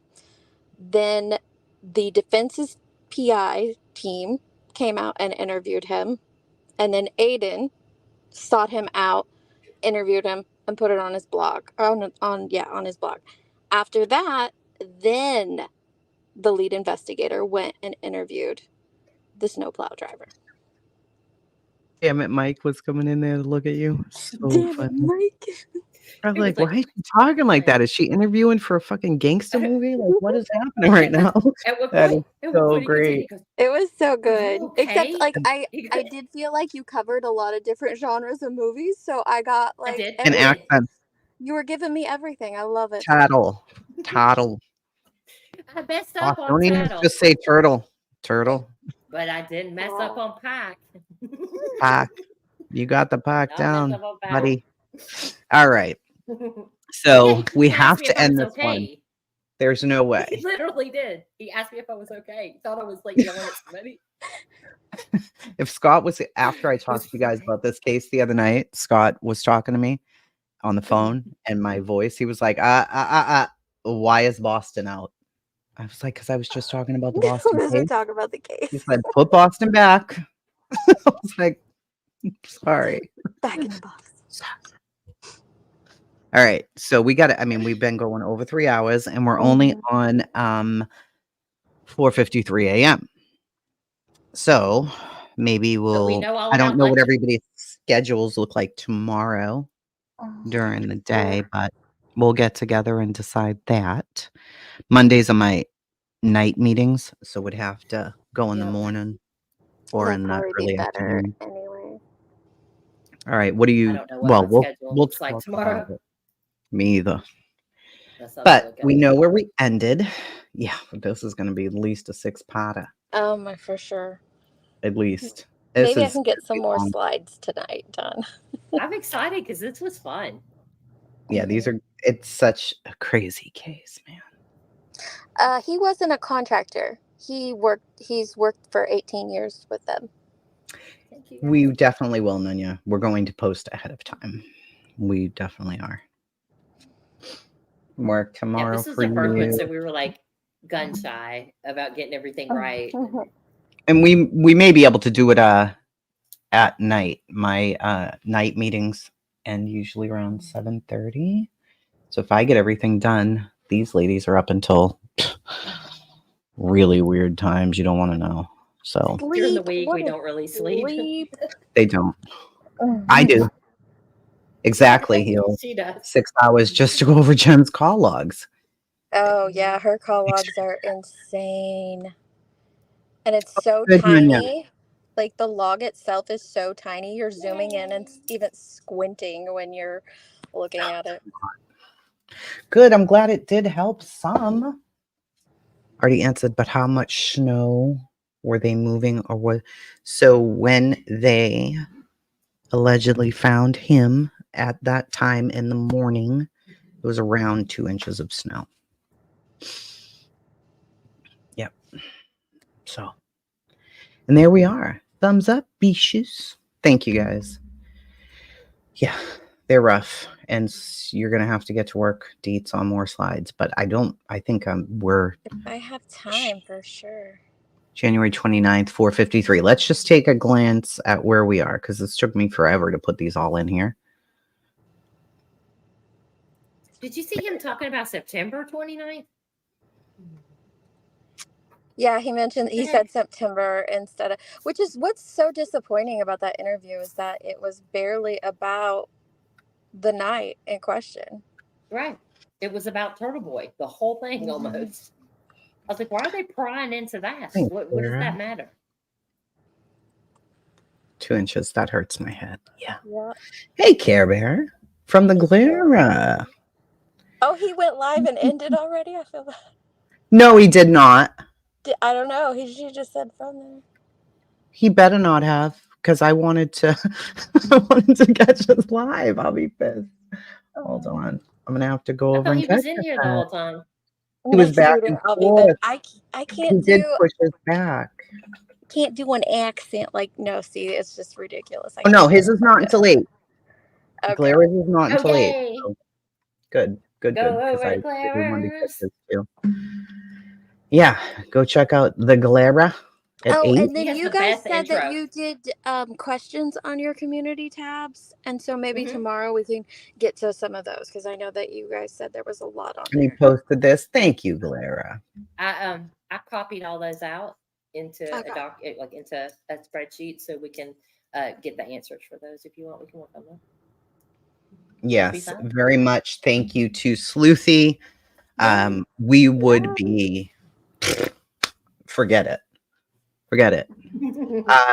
Nonsense. Yes. So the deal is you have to go out and put the salt down, salt and sand, because once you're getting that snow, you want it to be able to start to melt. Anytime my stepdad saw the forecast and there was going to be any snow, he's like, go salt the fucking sidewalk. We're going to get screwed. I'm like, okay, literally nothing's falling. Salt the fucking sidewalk. Your mother will break her neck going down the stairs. I'm like, okay. So you salt, you sand, you wait, you salt, you sand. It's a whole situation. It goes on forever, for hours. Oh, You gotta thank make you, sure it's Sleuthy. all And, everything I'll good. message and it will you destroy after. your car. It will destroy your car if It you don't will. have the. No, they weren't plowing quite yet, Remy, but it was a big storm coming. So they were out there preparing. You have they talk about it on the news and everything. Micro Dots, the channel, has them discussing. The governor, the mayor, everybody is talking about. Here it comes. It's getting ready to come. You need to make sure that blah blah blah blah blah. You know. It was a knife. Hello. Yes, I there think is it's going to be, by the way, a tree decorating event on November 4th in Kingsport, Tennessee for missing children, namely Little Miss Summer Wells. So Miss Chewy has details on that. It's often, there's information as well on Jenky's Rumor Has It if you wanted to participate or whatever. I think that like one thing you can tell, I haven't listened to a lot of people cover this case, but a handful of them, and you can tell who lives in an area that gets snow and who lives in an area who isn't used to snow plows or snow or accumulations and stuff like that. It's kind Look how he spelled governor mayor. I bet that's what governor. it sounds like to people who aren't Bostonians. The governor. Yeah, roadway is different, but we plow. Exactly, yeah. Yeah, you got to try and get it all done.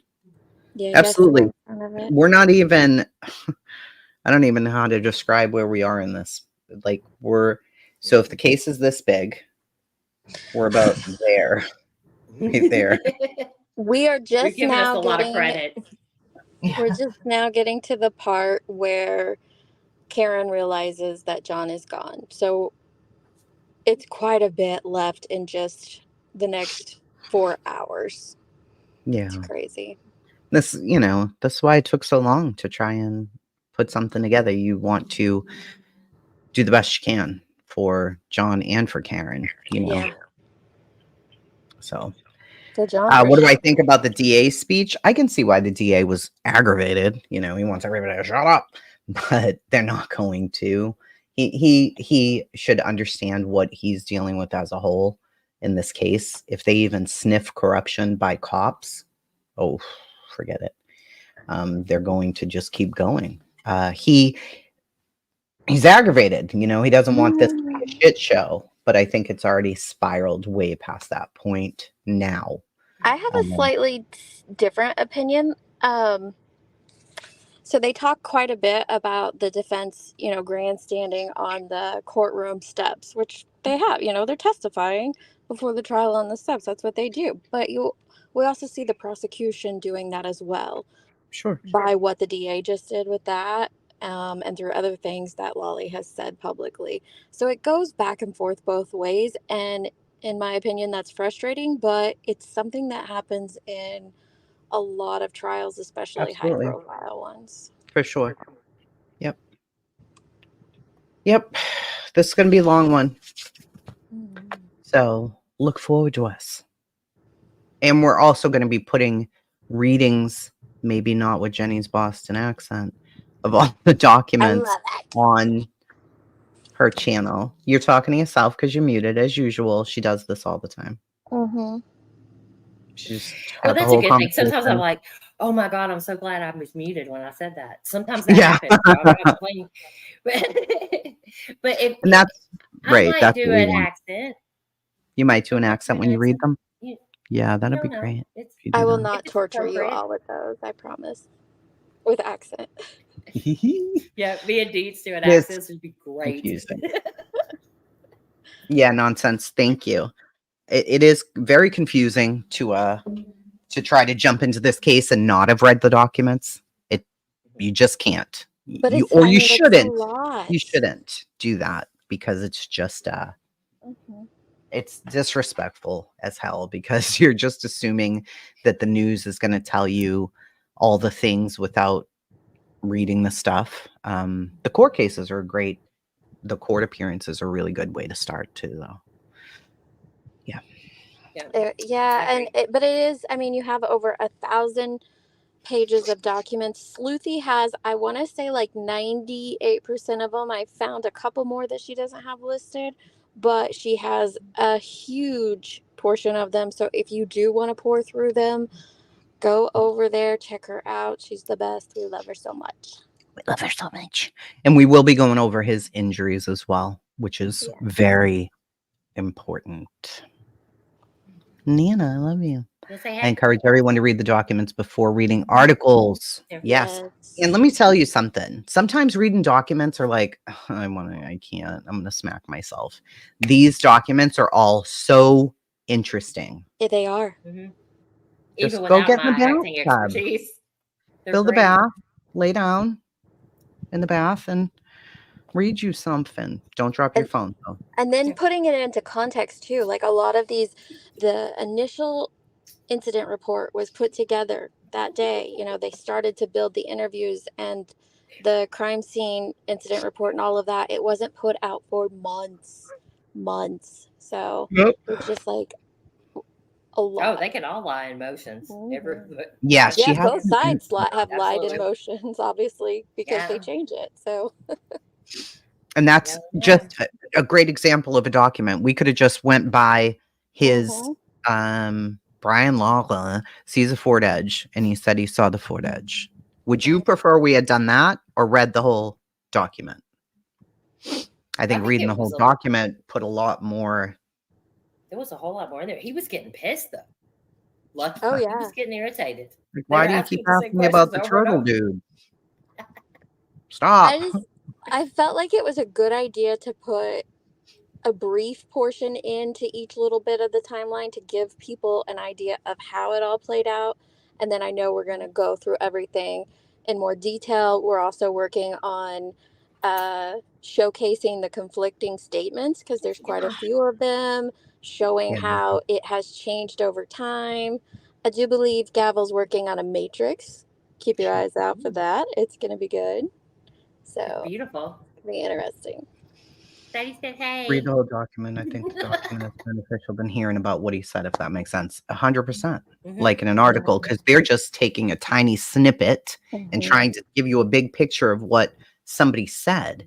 But in that document, it tells you he was interviewed by these people, this was said, and what they're looking for. So you're the police. What are you looking for?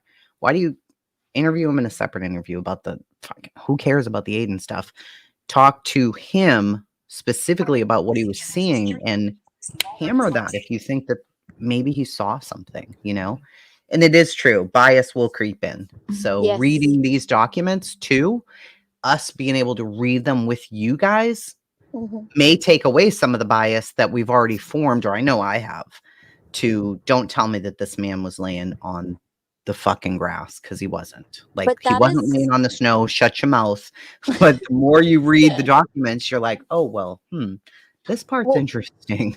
One of the things I enjoyed about the Murdaugh trial was I had heard parts of it previously, of course. I think everyone had. But when Ginny really got us into it, I was like coming into it like a juror. Like, I didn't know all this information, so I watched the trial as if I was a juror and tried to keep bias out of it. So with this one, I did, after I started digging back into it back when, I watched a few things on it, and then I was like, no, there's so much wrong happening. So I just stopped listening to creators about it. And I know that's hard to do because everyone's talking about it right now. And you want to see what people have to say. You're like, oh, okay, what do they have to say? Yeah. And it does kind of just sound hypocritical, me saying, don't listen to what everybody's saying on it, and I want you to listen to what we're saying right now. But Right. my point is that even reading some of the articles, there's so much that's changed because the prosecution has updated their theory to this. Well, so then that makes the previous stuff obsolete, and it's just a lot to digest, and I And love it. that's why we didn't want to Yep. just come up here as 3 creators and give you our opinion on the case. We wanted to Yeah, I don't use have an the fact opinion. as the baseline. So we're starting at the baseline of the documents and building up from there. And hopefully all of you A will whole bunch of weird stuff. make, Yeah. form your own opinion on what you're thinking. So Yeah.